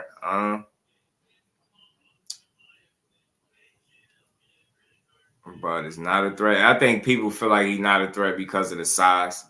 You know what I mean? The size. They think that be the determining factor. The fact that Bud got to jump so much weight, gain so much weight, and then not only gain the weight, but perform at a high level with that weight against one of the most dangerous guys in the division at 68. The guy there, and without no acclimation is extremely tough. So I think people feel like the weight, the size difference, like, again, they're the same height, but they, obviously Canelo's a lot thicker guy, wider guy, you know what I'm saying? Been at a much higher weight class. So I don't know. Listen, I'm not against it. Bud want to give us that fight, man. Shit, I'm supporting it. Rock, I go get his ass, Bud. You dig me? I'm rooting for Bud 100%. You want to go in there and get Crawford? Get his ass, man. Get him. You know what I'm saying? Get his ass. Yeah, man. He is when he want to be, little brat. K Causey was good with it. A high dose of snack, Bud can do it. High dose of snack. Let's see, Bud be Majramov. Yeah, for sure. I think that's fair though, Cash, because he got a real challenge in front of him. Majramov ain't gonna be easy, and he ain't laying down. You know what I'm saying? I think he's gonna really try to win and try to get a knockout. He only know one way: coming forward and fighting, bro, and letting his hands go. But I just think overall, his willingness to take chances and let his hands go, I think, will leave several opportunities for a guy like Bud Crawford, who's very cerebral and one of the better counterpunchers in boxing. So I think, his willingness to be offensive, try to go get his man, create his openings, I think will leave opportunities on the table for Bud to capitalize, and I think he will. I want to see how his power transition up with him up to 54, because if he's still cracking at 54, man, Majramov is in trouble. Because skillfully, I just think Bud got it. I don't think even though people keep highlighting his age, you're not seeing it with the performances. Like I said, if you see his last performance, many would say that was the easiest fight he had out of all 40. So I'm not seeing slippage in his performances. Yeah, he's getting older, but that man is sharp as shit. So I don't expect nothing different, August 3rd against Majramov. I think he's going to shine. I think he's going to beat this dude. But don't been in need for a paycheck. I know he beats Canelo. Yeah, I think he'll fight him. He'll definitely fight. He's going to try to win. Majramov is Mean Machine 2.0. Good. That's a good comparison, man. Bigger guy, too. Bigger Mean Machine, JB. So, hey, man, he could test him. I could see him testing Crawford. Let me be clear. I don't think it's going to be like just a blow through, but I think he'll put up resistance. I think he'll test Bud, but I think Bud going to handle his business. I really do. I think he got this. You know what I'm saying? I think he got this. But let's get to this Bud Crawford interview. Y'all hit the like button for me, man. We're going to keep rolling. We ain't done. We're going to keep rolling. Let me pull this up. Bud Crawford. Where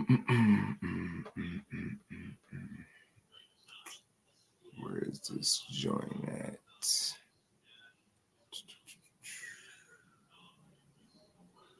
Boom, boom, boom.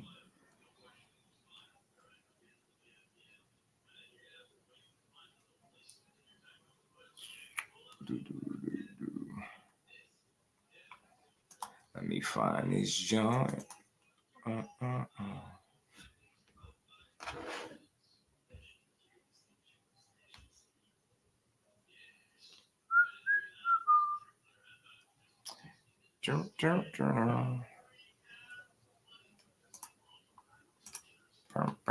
bad, y'all. D for the win, my guy. What's good with it, bro? Yeah, he definitely got a puncher's chance. He definitely punch 54 sure. Against. He definitely got punching power for sure, man. So again, and you know, it's a new weight class for Bud. He said he don't know how his body going to adjust to the weight class. So he being very honest, like, and open about the challenge that's in front of him. So I know he gonna train his ass off. I wonder, was it any like I'm guessing Bud Crawford was strategically in the ring with Andre Ward recently. And I know that's Andre Ward that been out the ring for some years, but hey man, SOG still can move. SOG can still move. So I don't know. I think that was with intent, man. Said Bud, you know, from what I seen, somebody was able to see Bud in camp. He said he looking good, man. So he looking sharp, looking ready to go. So let's see it, man. I think this is gonna be a good fight, though. But let's hear what he had to say. Shout out to Ariel Hawani on the MMA Hour, man. Bud Crawford making his rounds, and he spoke on some things in here. So let's get to it. Israel Madrimov. Terrence, how are you? Thanks for doing this. Dre, what it do, fam? Hey, I'm doing good, man. I'm just chilling out. Where are you now? I'm in Vegas. Okay. Well, good to see you in Vegas. The footage is a little choppy. I think the no back end thing that would be questionable, but I hear you. You know what I mean? Most importantly, I just wanted to be an open line of communication where both guys can get what they want and make the fight. But that's what you thought too. All right. Juice was good with it, man. He was sparring partner for the Canelo fight. Yeah. That's how Bud fares against Canelo will be against Madrimov. Okay. I hear you. Was good with a Big Dre. I'm sure he done forgot more than little buddy knows. I don't know if you're moving away from Wi-Fi or you're not using Wi-Fi, but it's a little bit broken up. But maybe you'll say, are you on Wi-Fi or are you on? Somebody took a couple of times. Hold on, just in case. Yeah. Okay, I like that. But maybe you'll say, are you on Wi-Fi or are you on? No, I'm not on Wi-Fi. Okay. Yeah, this is getting better. This is getting better. Great to talk to you, man. Thank you. Are you just sitting in the car and you put your seatbelt on just in case? Yeah. Okay, I like that. I like that. That promo was incredible, man. Have you watched the whole thing? Oh yeah, sure. A couple of times. What are you thinking when you see that? Oh man, I just was happy that somebody took the time to put some effort into promoting the fight. Is dope. Is there a part of you when you see that saying like, yeah, it's about time, like someone wants to tell my story, wants to get behind me? Like I've never really seen you presented that way before. Right, Bar, because he ain't been in no wars like that. You know what I mean? He been in some scraps, but he ain't been in no wars. Like Bud didn't take tons of punishment like in his career. So that's why I think he's a preserved 36. And I think the fact that he's lived the fighter's lifestyle and done well with his body, treated his body the right way, I think it's going to give him the longevity that he needs to finish out his career on a high note. That's why I don't feel like he's the average 36-year-old for those reasons. Being a student of the game, really being living that lifestyle, which is very important, and doing right by his body. So I think that's why he's able to get the most out of what he is at 36 years old. Do you feel the same? Yeah, for sure. I said it before. Something like that is so nice to see somebody took the time out to actually put a story together to promote a fight like myself. How long did that take? Like how long did you have to shoot it for? 15 hours. Serious? 15 hours? Yes, 15 hours. Were you annoyed? Were you bored? It was cool. I was tired, but at the same time, I know it was for a good cause. You know, it turned out wonderful, That even promotion though was dope. half of the stuff that we did there didn't get put on the scene. But you know, that's part of, you know, making a commercial. And one thing I could say, man, Turkey, everything that's involved with him, they've been promoting the hell out they fights. I don't know who in charge of the promotion and putting them videos and stuff together, but they doing a phenomenal job, man. They legit, every time you see one of those promos, they immediately make you want to see the fight that they promoting, man. Job well done by them, man. Shout out to Turkey, man. He damn sure doing some good in boxing. Can't say he ain't. And were you around Israel a lot, or did you guys not actually shoot on the same day? No, we actually shot on the same day. Oh, was that weird? No, not at all. He's a good guy. You know, he's very respectful. He's, you know, quiet.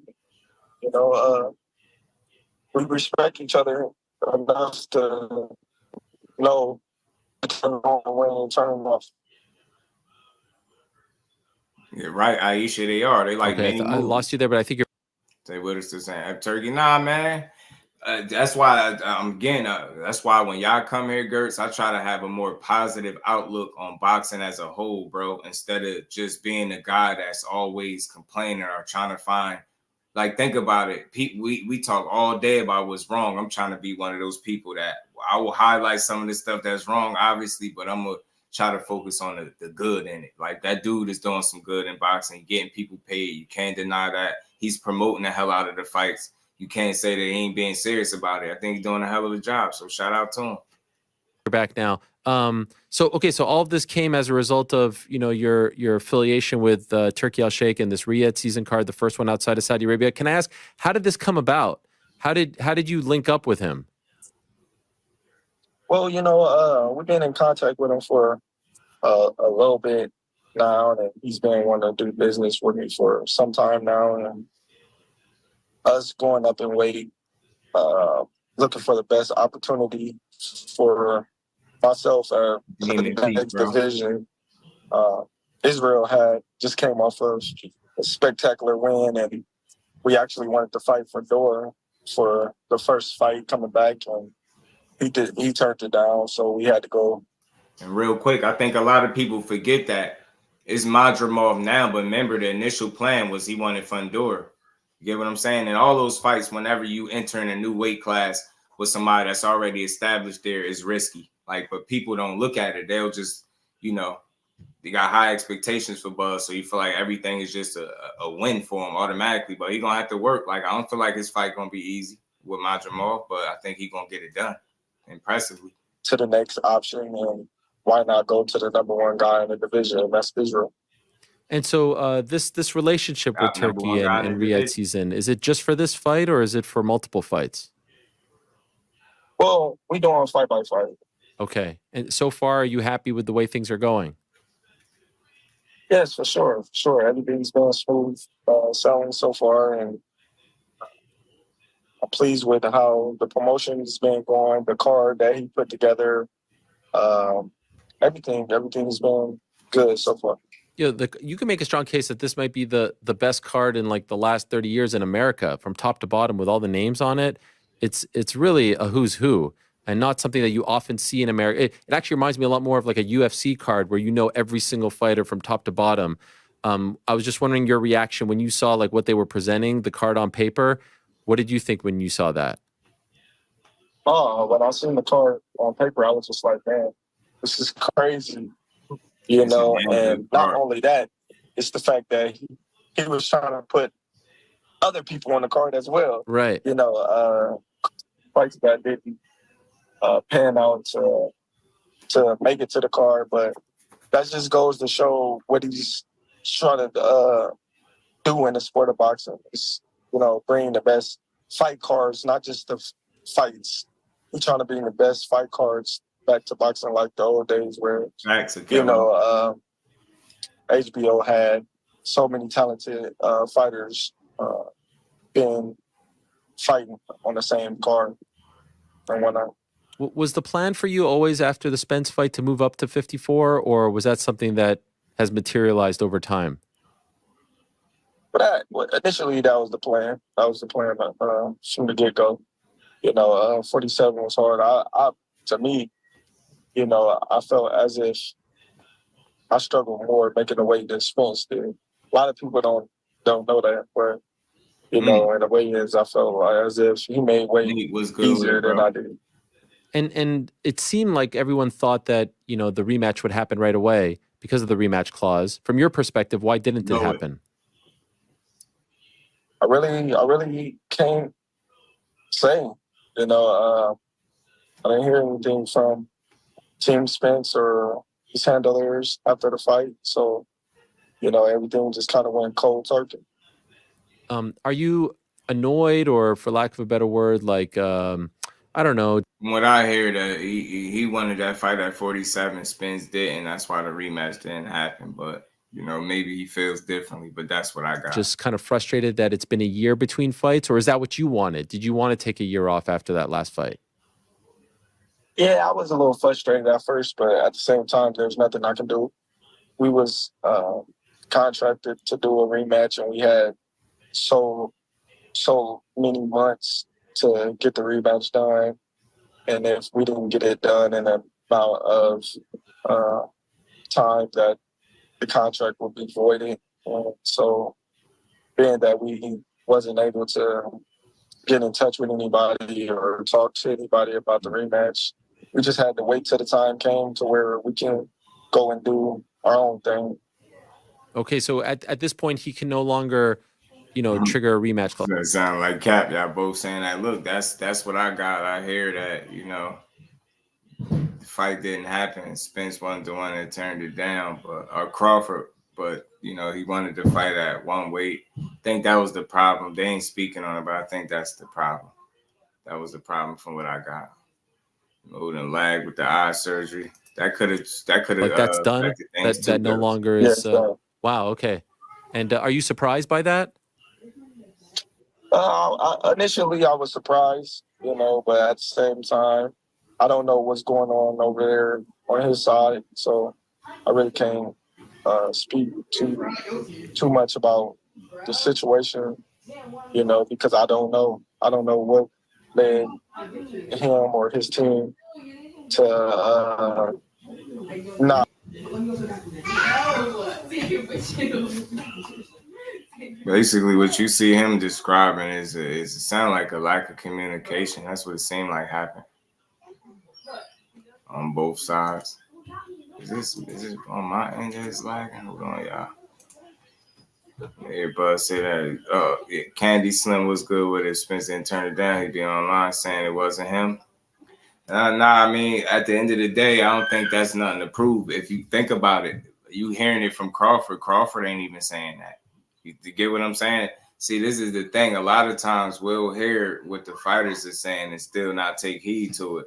You hear me pretty much saying what I got was one guy wanting it at a weight and the other guy wanting it at a different weight, right? So it's obviously a miscommunication. Then when you hear Bud, he's saying how he didn't hear back from people and things like that. So you obviously somewhere along the line, it was a miscommunication. What I'm saying is I think it's just deeper than somebody ducking. You get what I'm saying? Look how difficult it was to get the first fight together. You would thought the rematch would have been easier, but turns out that they still some things that they couldn't agree on, and I think it led to it not happening. And then that rematch clause kind of expired. You know what I'm saying? So it ain't about trying to run the online to prove to the people that you didn't do something, but I guess both guys just moved on. You know what I'm saying? Hold on, let me get back to he said Spence team stop answering the phone calls. Yeah, man, look, it's we all hear different stuff. I just know, like, some of the stuff that I've been hearing be from really credible sources that be having, some more connections, obviously, than I do in this game. And, I kind of hear that that's what it was, Failure to communicate when it's all said and done. You know what I'm saying? That's really what it was. Against. My bad. Let me get this, move this right along.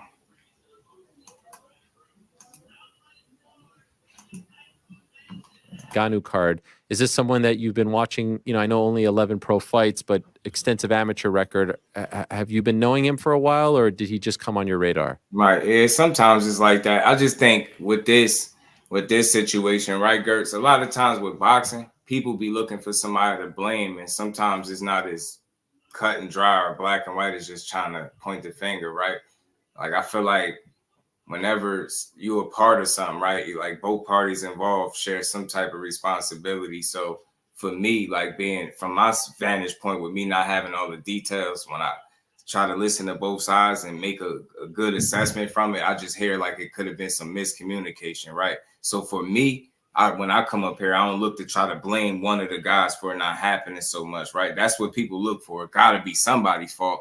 Sometimes I just think, you know, it's a matter of business not being worked out and them fine details, and it just lead to a fight, especially like this, that big, not happening, unfortunately. Well, I'm not going to say that I've been watching them because I haven't been watching them to fight him.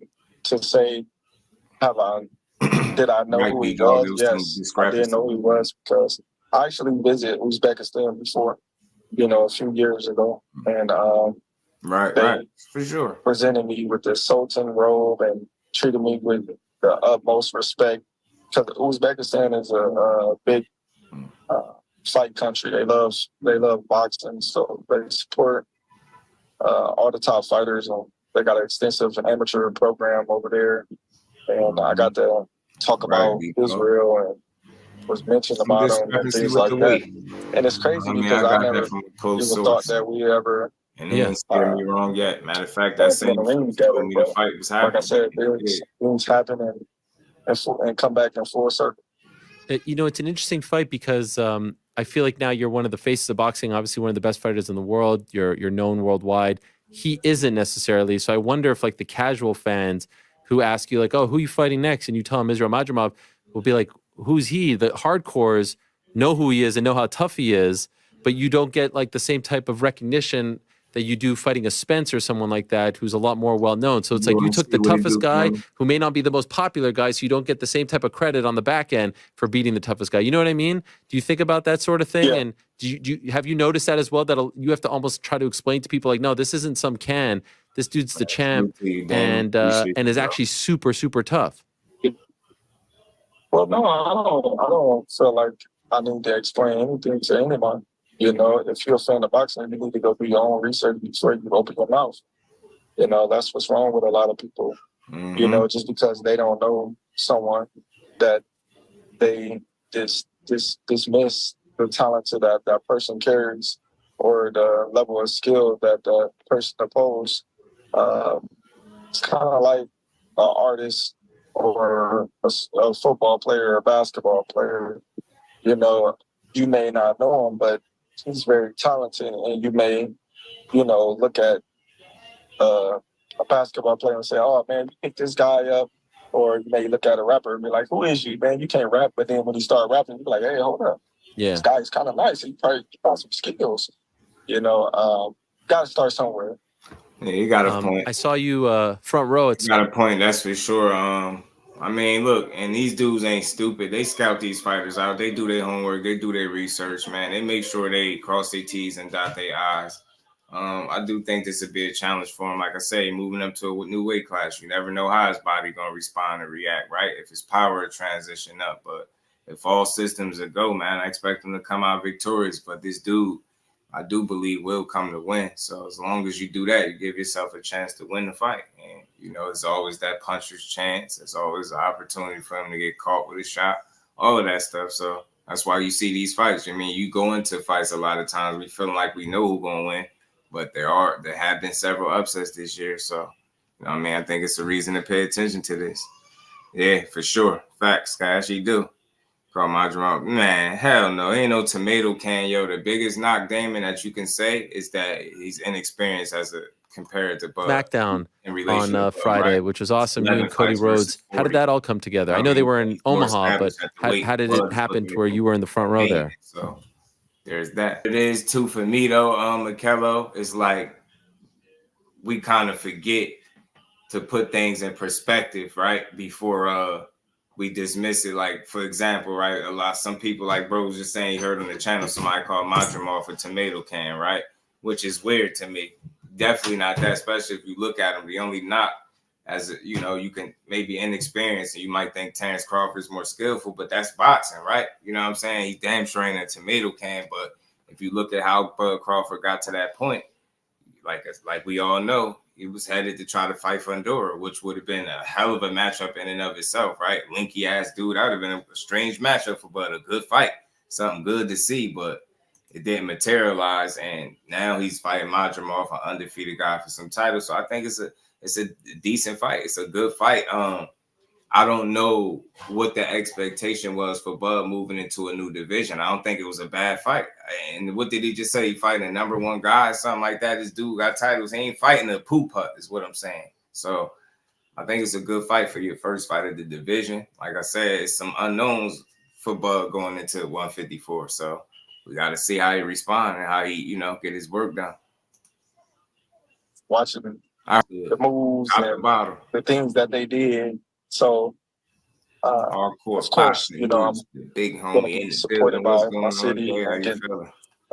Take my kids, they love it. And he gave the chance, just do, did what we did, and then, we made history again. Any chance, Floyd did it, had a match against the Big Show. Any chance of you actually having a match? I don't know. I haven't really gotten into it that far, but to say that the experience was second to none, I must say, it was electrifying. I was actually nervous doing it. Really? Yeah, because it was just different. Like, all right, I'm gonna give him this chair.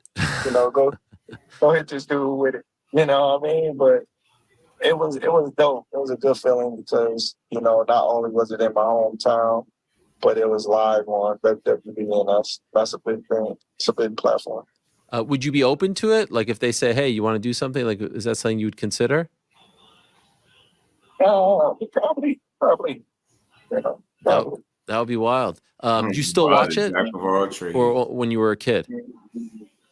Well, my kids still watch it here and there, so sometimes I catch it and watch it, with them. I'll see The Rock coming back and things like that, and John Cena and all those guys. And it'd be fun, watching Roman Reigns do his thing, and it's kind of funny because how we warm up and before we come through the tunnel and we getting ready for our big moment. It's the same way they do. So they getting mentally, physically, and emotionally ready to go entertain the crowd. So it's like they amping themselves up and they just getting their little sweat on and talking to themselves and getting in that mode. It's dope because I know exactly how they feel. Do your kids know that it's scripted? Because I took my kids backstage one time and they didn't know at the time, and then I saw like the guys to a guy there, and I was just asking him the injury rate, and he said it's 100% injury rate. There's no way around it. Yeah, there's going to be 100% physically injury taxing rate that you're going to get hurt at some point. And I was just like, dang. And the level of toughness that you got to have to know that you're going to get injured one way or another to entertain these fans is dope. The things that people go through just to put a smile on the fans' face is amazing. Yo, I saw a clip last summer. That's why of I try to appreciate wrestling someone boxing that you can't play. Instead of sitting up here tearing the fighters down for taking losses and different things like that, making decisions that suit them, their careers best, I go the other way with it, man. I try to appreciate what these dudes doing because, having your best night, think about it. I said this before, man. People go to work every day, right? And you don't have your best day at work every day. Now, imagine if you had thousands of people watching you work. You know what I mean? Why are you trying to work every day? You get what I'm saying? So it's like, these dudes human. This shit that they doing is definitely tough to perform at the level that they want to be at. You know what I mean? At the highest level, time and time again. That shit ain't easy. So when I see somebody come up short, I don't overreact. On a front lawn, You guys were like not doing pro wrestling, like more, you know, like amateur wrestling. My little cousin. Yeah, man. I had Demetrius Johnson, the former UFC champion, Mighty Mouse.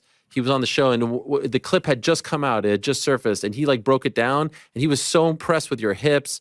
And I know that you've dabbled and your kids wrestle a little bit, but like you have what all the boxers who have talked about MMA don't have. Like you have that base.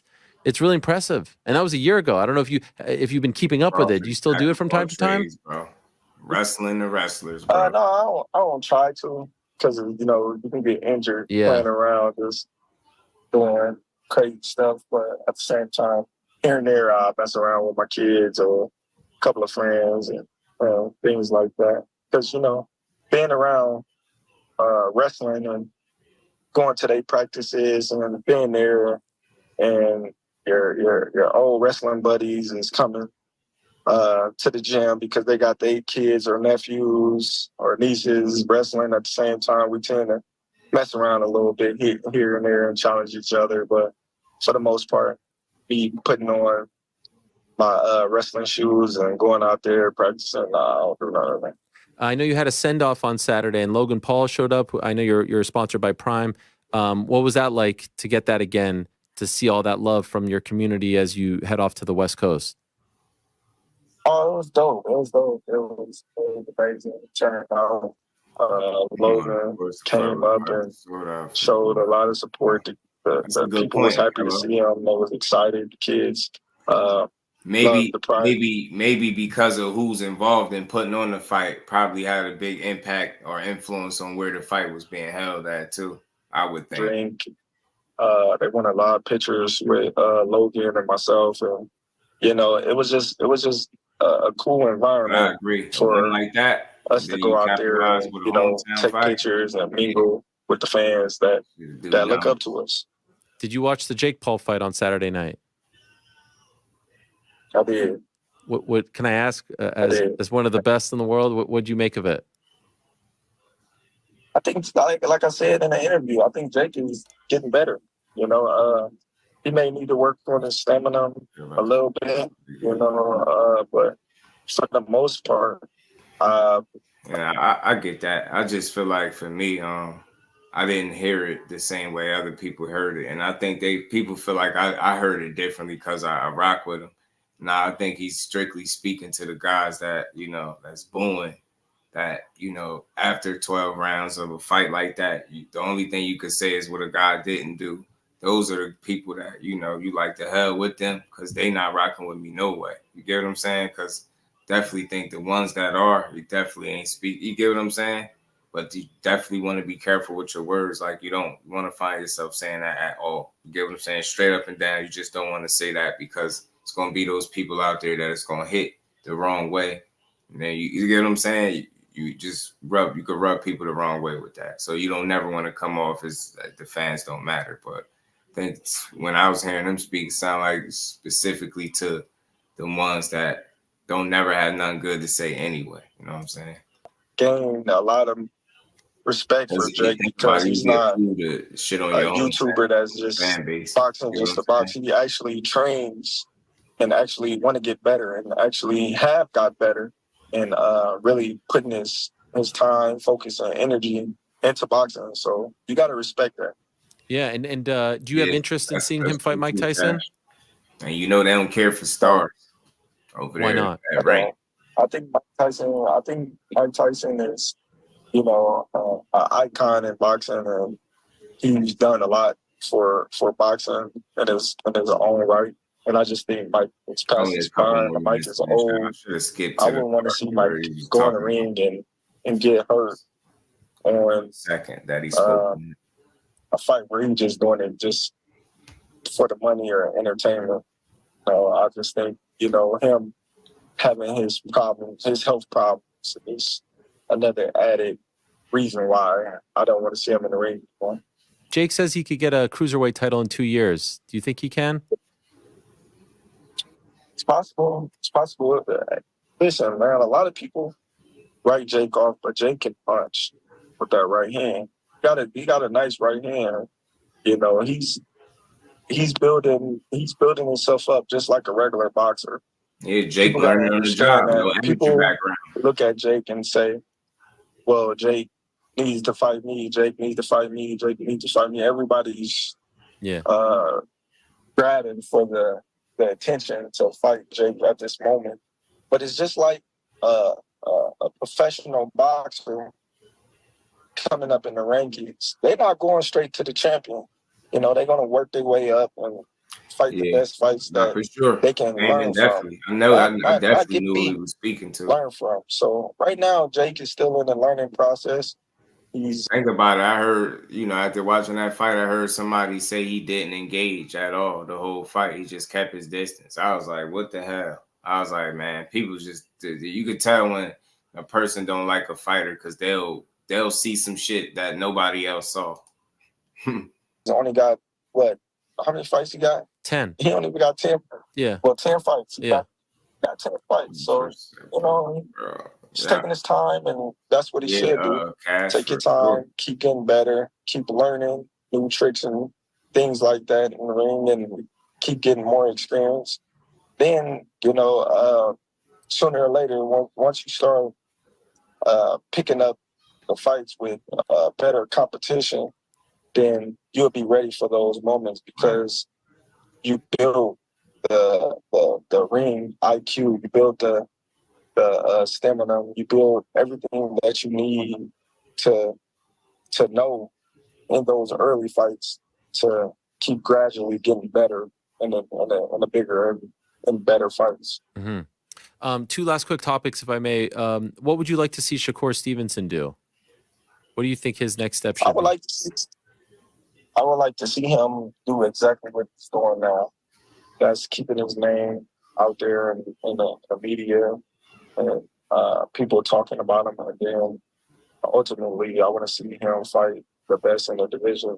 I want to see him unify the division and fight these guys that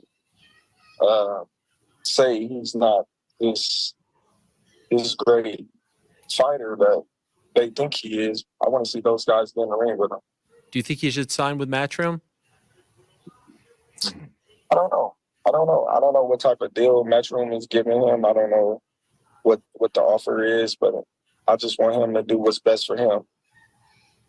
Fair enough. And I've seen a bunch of interviews that you've done leading up to this one, and I know people ask you about Canelo, and I know you'll say you're just focusing on August 3rd, so I don't want to ask you the same question. But could I just ask hypothetically, because I said last week on the show, I am more interested right now in a potential Terence Crawford Boots Ennis fight than Terence Crawford versus Canelo. Am I crazy for saying that? Or no, crazy. You're not crazy because that's your opinion. Right. That's your opinion, but at the same time, being where I'm at right now, I'm looking at the fight that makes the most sense, and that's not Boots. Canelo's going to bring way more to my legacy, way more to my bank account, because at the end of the day, when boxing is done with, what will we have? Mm-hmm. I want to have a legacy that's something that people talk about for the ages. And not only that, I want to have a bank account that will last for ages as well. So I don't blame you. And real quick, like if you just listen to what he's saying, it might not be the answer that you want to hear, right? Because you would probably want to hear, yeah, I still got these belts. You know what? I'm going to fight Boots Ennis. Whether it's I'm going to go back down to 147 or I want to tell Boots to come up here and fight me. I know that's something that people would rather hear him say. And I get it because we fight fans and we junkies and we know that'll be a damn good fight. But if you listen to what he's saying, he understands that he might have some options, right? And with those options come more lucrative possibilities, right? And him talking about Canelo and him, would Canelo bring more to his bank account and legacy? He not lying when he say that. It's just I think people feel like it's a stretch that he'll even beat him, let alone fight him. So it's like, nah, why not fight the young phenom? He's sitting right there chomping at the bit, ready to fight you, instead of jumping up 2 weight classes, taking a safe loss, as people try to call it. There ain't no safe loss. Fighting Canelo ain't nothing safe about it. So, I mean, the man just got he viewing his options. He toward the end of his career. He want them legacy with the money fights, and you gonna get both with Canelo. You can't lie. So again, I just don't. As far as what he's saying he wants, which I know is there's what we want as fight fans, and then we got to acknowledge what the fighter is saying he won as well. And I don't think I don't think that would be a bad fight. It'd be an extremely difficult fight for him, but it will bring the bag and the legacy, just like he's saying. So I mean, all for the bag like Mel. But the thing is, I think he'll actually risk it. You know. So what I mean? Is there a chance if all goes well in the third? He Canelo did say next? that. Cash, he definitely said it. So could be. We have to see. Wow, that would be something. One fight at a time. Where would that be? Where would that take place? And then the thing is too, X the Canelo stuff out, right? Say you don't get that guy, you still at 154, where he also has said, because it sounds like what he doing is exploring options, but Boots is not the option because it don't bring what he want, the bag and the legacy, right? That's just a risky ass fight that you probably not gonna get paid what you want to get paid for. We'll just call it what it is, which is probably not something that he's willing to do at this stage in his career. You get what I'm saying? So he like, hey, look, man, I could fight this Madrimal guy. There's a Canelo fight potentially out there. If not, he said if Spence gets past Fundora, there's the potential for a rematch with belts on the line. And, you know what I'm saying? So you just got options. I just try to hear these fighters out. You know what I mean? There's no wrong answer. Like, you know, we can react however we want with the decisions they make, but I don't think he's wrong for looking out for himself. You know what I mean? That's just what he's doing. You know what I mean? So I don't think he's trying to give us bad fights in the process. You get what I'm saying? I can see if he was trying to give us bad fights and saying like, no to Boots and trying to give you a garbage fight. I don't think he's doing that. So, you know what I mean? Might not get the Canelo fight, but I think it's other fights at 54 that make a lot of sense. That'd be entertaining and good fights for him. So that'd be like, would that have to be in Saudi or would it be in Vegas or? I don't know. Right. Would that be your choice? I know it's one fight at a time, but if you can map it out, would that be your choice? No. I think Virgil is kind of in the same category, respectfully, Tay as Boots. Like they haven't had their marquee fights. You know, Virgil got some names on his resume. He got a solid resume, right, so far, but I don't think it's much legacy because of the unproven nature of Virgil Ortiz yet. Now, maybe fight Bohachuk, maybe that fight looks totally different. It's still a good fight regardless, but I don't know if it necessarily brings that legacy attached to it and that money on top of that. You know what I mean? So I don't know. But I know all that aside, it's a great fight. Him and Boots Ennis, all money and legacy aside, it's a great fight. Same thing with him and Virgil. You know what I mean? Another great fight. Everybody's choice. Canelo have to agree. I would have to agree. Turkey have to agree because he'll be the one that's dishing out the money. So it'd be a lot of things, a lot of moving parts got to be involved in that fight. What weight would that be at? Last question. If you can give me that, would it be 168? As high as that, or 160? 168. Dang, you're gonna go from 54 to 68. You're gonna jump over 2 weight classes. That's in front of me, then yes. That's what the pound for pound king does. Right, Big Supreme. Good point. True. That's all. I love it. Well, first things first, good luck to you. Can't wait for it. August 3rd. What a scene it's going to be at BMO Stadium, DAZN pay-per-view. Shout out to Bud Crawford, man. Shout out to Bud, man. Shout out to Bud, man. Shout out to Ariel Wani. Good interview, man. Bud just making his rounds. Like, look, man, you got a good challenge in front of him with Madrimal. Make no mistake about it. Yeah, he's unproven, but Big Supreme saying a lot of people be in that situation before they get their shot. It's just all what you do with the shot when the opportunity is presented to you, right? It's a fight, and as long as you come to fight, you give yourself a chance to win. I think Madrimal going to do exactly that. He only know one way is coming forward, letting them punches fly. You know what I mean? But inside of doing that, I think there are going to be several, opportunities for Bud to capitalize on. I think with him being a sharpshooter and a cerebral guy that he is, with his ability to slow the pace of a fight down and control the pace of a fight as well, I think you know, Buddy gonna be in some trouble. You know what I mean? I think you know, as the fight wear on, you're gonna see Bud Crawford get into his bag more, and I think he's gonna handle business.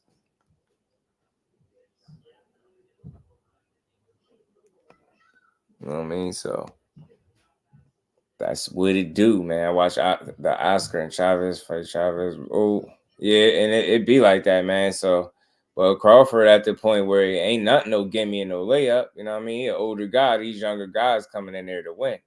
You know what I mean? So he gonna get the best version of each guy that he get in the ring with. These dudes coming to win too. I don't expect nobody to lay down for him at 54. 54 got some good talent in it, some real talent there. And Madrimov, one of those sleeper guys, man, that you can't sleep on. But when that Canelo fight, you might have to start talking crazy. Yeah, like I'm better than Floyd, crazy. Or start comparing yourself to Floyd, who Canelo would love to get that get back. Wishful thinking. Yeah, it's crazy because I really don't think there's no remedy to getting a Canelo fight. I really feel like as a fight fan, there's no one or two things you really can do. I think it's just a matter of him really wanting to fight you. If you can get his people, salute to my guy, Don't Mess with Texas, peace family. He said, if you can get his people to start demanding it or calling for the fight, maybe he changed his mind. You know what I mean? Maybe he changed his mind, but Canelo got to feel that public pressure to fight somebody, I think. And even that at this point, I don't think going to move him. He just got to want to fight you. And if he don't, he's just not going to pick you. You know what I'm saying? He's privileged. He makes so much money that they're going to let him do what he do all the way until you hang him up, I believe. I'd be surprised if anybody demand anything more of him than what he's been doing. So, dude, I've asked everyone else how their day has been, Sephius. So how's your day been? Oh, yeah, I'm having a good day. I'm having a pretty good day, Miss Joy. How's your day? If Bud for Canelo 54, I got Bud. But 68, yeah, in my opinion, is too much. It's a lot. Canelo been getting punched out by 75 pounders, yeah. He eats Bud's punches. The thing is, though, if he can get his respect, I know people making it, you know, a big deal out of hurting him. I get that part. But respect is very important for Canelo. Like, think about it. The Mayweather shots, and I'm not saying Bud is Mayweather, but you get my point. He's more of a puncher than him, right? And I get that was so much longer ago, much smaller than he is now in terms of weight, right? But he was able to get his respect. He wasn't necessarily hurting him, right? Got them kind of stinging punches that make you reset and give you something to think about where you're just not reckless. And I believe if Bud can, you know, get that kind of respect from somebody like Canelo, then, you know, I mean, he give himself a good chance. Still a tough fight, man. Uphill battle, and it definitely favors Canelo. You know what I mean? Let me make that clear. But I am speaking to the other side. If Crawford is to be successful, there are some avenues for him, man. Canelo is not an unbeatable guy. You know what I mean? Box this dude, man. Crawford got the skills to be able to do it. The biggest issue is the weight jump and power differential. You get what I'm saying? Some things that's hard to ignore. It's a lot of experience that Canelo's working with too.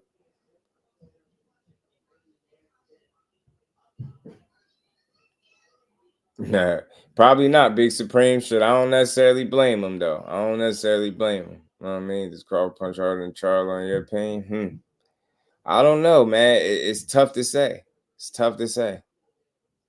It's tough to say. You know what I mean? But the thing is with Charlo, I just don't feel like his heart was in that fight. So it was that whole performance just was, you know, shaky.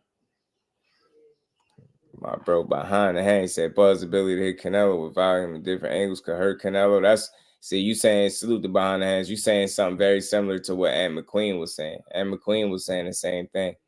You know what I mean? In terms of like the shots that he's able to get off and where he places his shots, his ability to be able to punch in between shots, the timing, the counter punching above Crawford.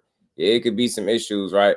That's why I say it's the approach to the fight, man, that I think has to be different. I mean, it's not just about hurting this dude. It's about what punches that you're landing on him. You know what I'm saying? And he's very hittable. People know, we all know this. So Don't make, but don't be confused with what I'm saying, man. It's a very, very difficult fight, but shit, anything can happen on the right night, bro. You think Bud duck people before? I never seen it. I never viewed him as a duck. When about the money with Boots, he just don't want to fight Boots fight.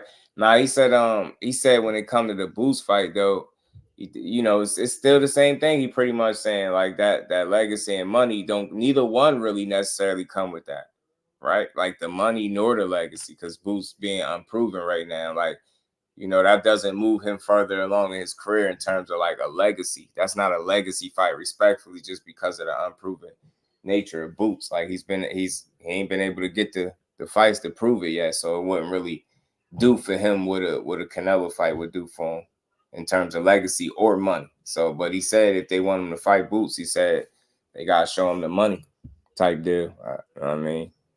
My boy Bug can take them punches all 12 rounds. We got the skills. TTM, what's good with it? Say, how you feeling? Yeah, now I get you. Well, he just you can't be in there to take them punches all 12 rounds either, though, for sure. You know what I mean? But Bud, I never seen him as a duck, bro. I just think the way he chose to do his business was different than what people at home thought he should have been doing. And as a result, they labeled him a duck, but I don't think so. I wouldn't count on Bud and Canelo, but causing him to think too much would be bad for Canelo. You get what I'm saying? And I think that's what he could do, bro. I think he could put something on his mind. Bud can hurt Canelo. I don't think it's about hurting him, Miss Joy. I think it's about gaining the respect. You get what I'm saying? Think about it. And I said this, and I know it's a much different time, different weights, and all that, different fighters. But was Floyd necessarily hurting Canelo, or was he gaining his respect by being able to counter punch him and hit him with shots that he wasn't prepared for? And you get what I'm saying? And make him think. And make him think too much, like Behind the Hands is saying, which is not good for Canelo Alvarez. Get what I'm saying? So I do think he has that ability to do that. Now, again, gaining his respect won't be easy, but if that's something that he can do, man, that changes things a bit. You know what I mean? Because Canelo is not the kind of guy, based on his history, you want to bank on having to hurt him to beat him. You know what I mean? But can you outthink him? Can you outbox him? Because again, Floyd wasn't bigger, stronger than him. He wasn't necessarily hurting him and rocking him with them shots. They just were sharp, well-placed, well-timed, accurate. You get what I'm saying? Precise. Bud Crawford has some of those same abilities, is all I'm saying. And if he can get the respect, then we might got a fight. You got a real fight on your hands. The reason why we've been discussing this, nah. It could play a factor though, but for me, I always thought stylistically, I just look at the styles. You know what I mean? The only thing, like, cause think about it, if they was in the same weight class, let's say, they was both 54 pounders, and Canelo never fought higher than 54, and that's just where they at. How many people picking Canelo to beat him? Get what I'm saying? The reasons that we're picking Canelo is because of the weight. Obviously, the weight jump for Bud Crawford and the punching power difference. But even though that's a lot, but aside from that, like, think about it. We ain't talking about skills. We ain't thinking that Bud don't have a chance because he had it's a lack of skill on his behalf. That's not the case. So you get what I'm saying? The reasons why we feel like Canelo could win are reasonable, but that does still leave an avenue, even if it's a slim one, for him to be able to beat him. Outthink him and outbox him, which is what Floyd did. You know what I'm saying?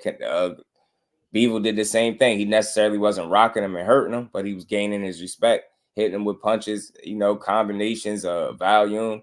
You get what I'm saying? There's ways, you know what I mean? Multiple ways that Canelo has been beat. You know what I mean? So there is some blueprint out there, who make Canelo second guess himself at 12. You get what I'm saying? Had him second guessing himself. And if, Crawford with the counter punching and being a versatile guy and good timing, punch placement and things like that, having them long arms, I'm telling you, man, he could create some problems, man. It's just, it's not being available for those big fight ending shots. You know what I mean? And that's just going to be hard to do. I said Crawford going to sleep. I get you, bro. I get you. You notice I don't argue with nobody. Say that. I speak for both sides. Yeah, we know what Canelo could do, but in terms of skill set and style, I got Bud very much into this fight, and Canelo gonna have to knock him out, in my opinion.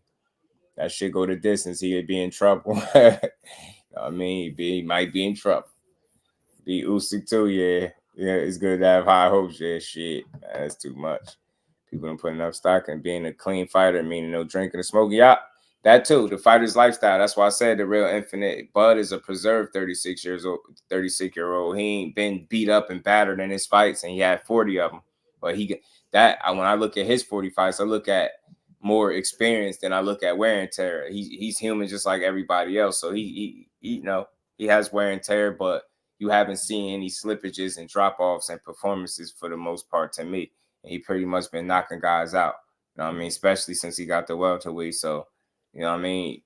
Dude's still on the top of his game. And I think reason for that is what you just mentioned, the clean lifestyle. You know what I'm saying? That shit goes a long way. Canelo stops. Ain't nothing wrong with that, Big Supreme. Ain't nothing. That is not crazy to say that. You know what I mean? It's not crazy to say that. You think he stopped him. But I just feel like, but I give him here live dog, man. Here live dog. I'll say that. The best way I could put it, live dog. I ain't counting him all the way out. Canelo's been beat before. I've seen him outbox. I've seen Arizlandi Lara boxing and moving. Now I know Bud ain't been using his legs like that since he's been at 140, but you know what I'm saying, man. There's avenues for this guy to lose a fight. Is all I'm saying.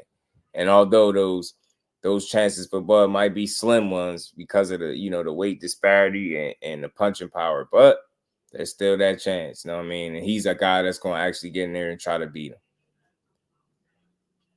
And the opposition's helped him out too. I'm just brought out a heavyweight. These fanatics and have salute to my baby girl. I see you want money. Be talking about legacy. But I think that you can't knock it. What he's saying is not a lie. Canelo would be a legacy fight. Boots is not a legacy fight in my opinion. Although it's a great fight that people want to see, and I would too. I'll pay my money to see it, but it's not a legacy fight or a big money fight. That's not what people want to hear, because with it not being the case, then the Boots fight doesn't fit the bill for him to be entertained in it. And that's not what people want to hear. I understand it because we fight fans and we ain't trying to hear about your money and what you want. But at some point, like, these dudes got to get what they want out of it. You know what I mean? He want money and legacy. And he felt like Canelo fight brings that and Boots don't. And then on top of that, you got two dudes at separate weight classes. So, you know what I mean? Is people really, what weight would the Boots fight happen at? 47, because that's out. He said it was tougher. He felt like it was tougher for him to make the weight than Spence, and people don't know that. That's what he said. So, you know what I mean? He definitely ain't going backwards, and as Boots is not going up right now. That's why I say I'm not stressing over that fight. It's clear he ain't going up though. I don't think so. I mean, Turkey did suggest it, so we'll see. You know what I mean? Still early. We never know. Boots fight paid Bud 10 mil. He would have already fought. That's what I'm thinking behind the hands. I think so too, bro. I just don't think the money that he's looking for at this point in his career is there. And again, I'm acknowledging, although that's not something that people really care to hear, but it's the reality. You get what I'm saying? It's the reality. And Canelo would get him exactly what he need. Money and legacy, right? He beat that man. He cooking with grease. He beat the undisputed champion at 168. And then that'll be his third division being undisputed. That'll be crazy. And you ride off with that kind of paycheck. So think about it. Like, I get that it's an uphill battle with Bud Crawford if he's to fight a guy like Canelo, but we kind of selling him short. We just assuming that he just want money and he's just going to go in there to make a bag. I don't see him laying down for nobody. That he's not the kind of fighter. If he signed that dotted line to fight you and step in the ring, that's exactly what you're going to get.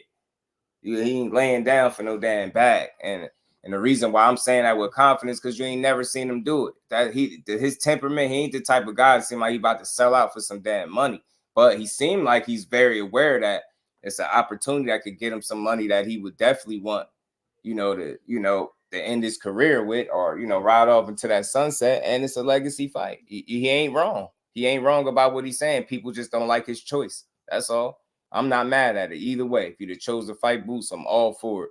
If a Canelo fight is something you might want, then cool, go get it. Beat Madrimov ass and go get it, man. Like, I'm just not here to be mad at guys for making decisions that they feel like suits them best. Like, I can't crucify the man for that. You get what I'm saying? At 40 fights in, 36 years old, at what point is it okay for him to chase the fights that he feel like is lucrative and meaningful to him? You get what I'm saying? So, like I said, it ain't like he going to fight subpar opposition. You get what I'm saying? Just not to fight this dude. So, and it ain't no guarantee that Boots gonna beat him. So all that duck stuff need to stop. This dude ain't no guy you just gonna walk in there and walk through. Like, it's gonna take more than athleticism to beat Terence Crawford, in my opinion. You get what I'm saying? I ain't saying Boots ain't got more than athleticism, but they already act like it's a loss or something, man. That ain't no damn loss for him. Dude can fight, man. Just say a duck, nah. Because the fact is, he's not a duck. He's not a duck. No contracts been sent. No offers has been made. They have separate weight classes, and like I said, they're pulling in separate directions, bro. You get what I'm saying? You clearly heard Boots say he want to be undisputed at 47 and then go up to 54. So that's telling you he don't plan on going there, at least for the immediate future. Now, who knows if an offer is made in between time? We'll have to see. Let's see what Turkey could pull off. Let's see what happens. But first things first. Bud Crawford got Israel Madrimov, which is not no pushover, I don't think. So let's see what happens. I mean, based on what though? Like, let me show you how you just talking. You know what I mean? Because we toward the end of the show. Let me show you how you just talking. What proof or evidence did you have besides how you feel that Terence Crawford is ducking Boots? Go. I want to hear this. What offer has he turned down? What contract has he rejected? Or any of this stuff? Like, they're not even in the same weight class no more.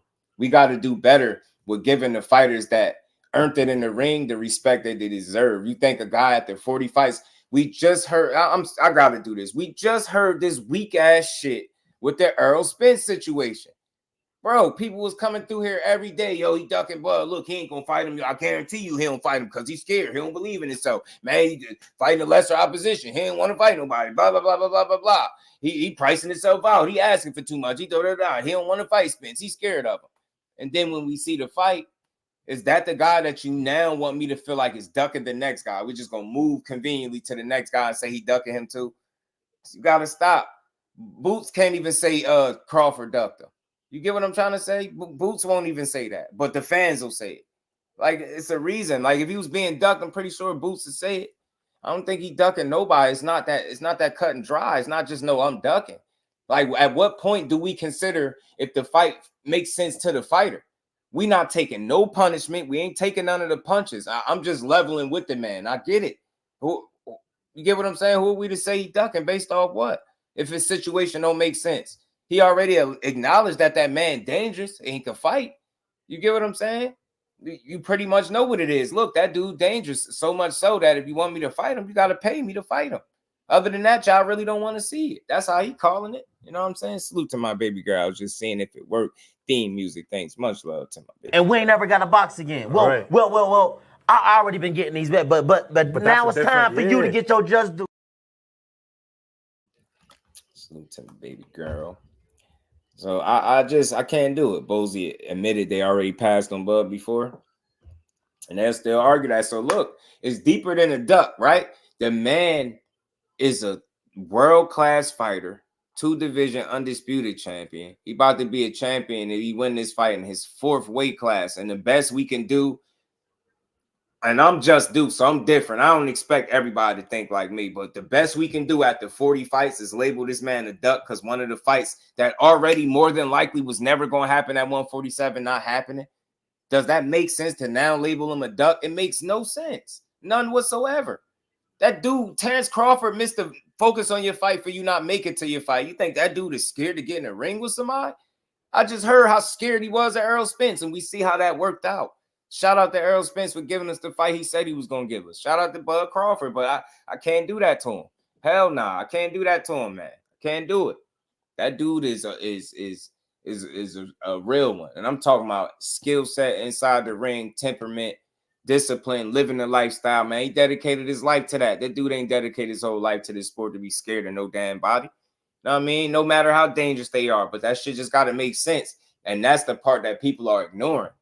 You know what I'm saying? He gave it out. Like, is anybody offering that money that he potentially want? Do people even know how much money he want?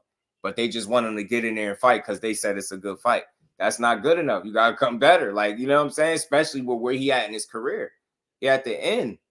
Toward the end, bro. It got to make sense. He trying to make all the money he can and make legacy fights. I don't see an issue with it. You know, I don't see an issue.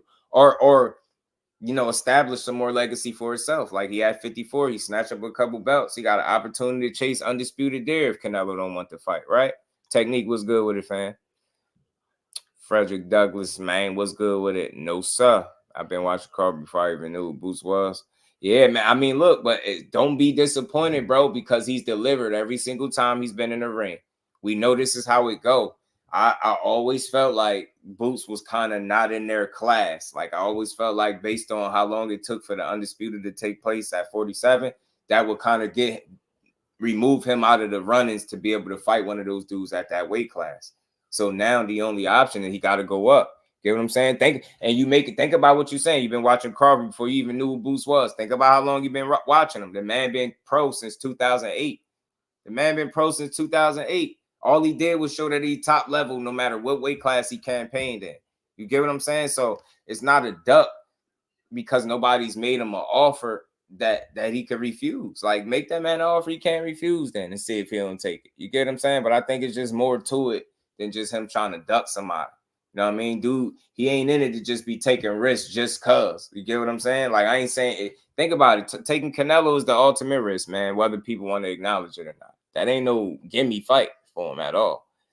You know what I mean? That's one he very well could lose that he won't be the favorite in. You know what I'm saying? So, I don't know. I don't think a guy that's willing to fight Canelo would duck Boots Ennis. It just doesn't make sense. You know what I'm saying? Fans don't want to understand Bud doing the ring right thing. Boots get fighter at 47 needs to fight. I mean, yeah, Bud doing what he's supposed to do. He had 54 where he about to be at, and you got to see him there while he was alive. Cameron Duncan did not want Boots to fight Bud. Made him get out of the WBO sanctioning body. Man, behind the hands, bro, they don't be wanting to know. If Bud beating Canelo, Bud he never duck no one. Nah, he ain't no duck, bro. That's all I be saying. You know what I mean? I believe Bud can fly. You stupid cash. But that's all. I do this because think about it. This guy has represented the sport at the highest level for years. And like I said, after 40 fights, the only thing we could say is he ducking somebody. We ain't got nothing better to say about him than that. You get what I'm trying to say? Like, this one of the real ones is what I'm saying. Straight up and down. Just one of the best talents we got in the sport. And I'm damn sure not about to duck tag him just because a fight not happening. You got to show me him turning down smoke. That's not the case. Him making a choice to fight somebody other than, you know, who we want to see, that's something he got to deal with or live with, which I'm sure he more than cool with living with the decisions he make, because you know at the end of the day you can't make everybody happy. Fight Boots and beat him or something like that. How much credit they really gonna give him? Like, it's a lot. You got to think he beat Errol Spence. People still saying he 40-0 and didn't do shit. So who's to say fighting Boots Ennis is gonna change? What's that gonna all of a sudden change his career or something?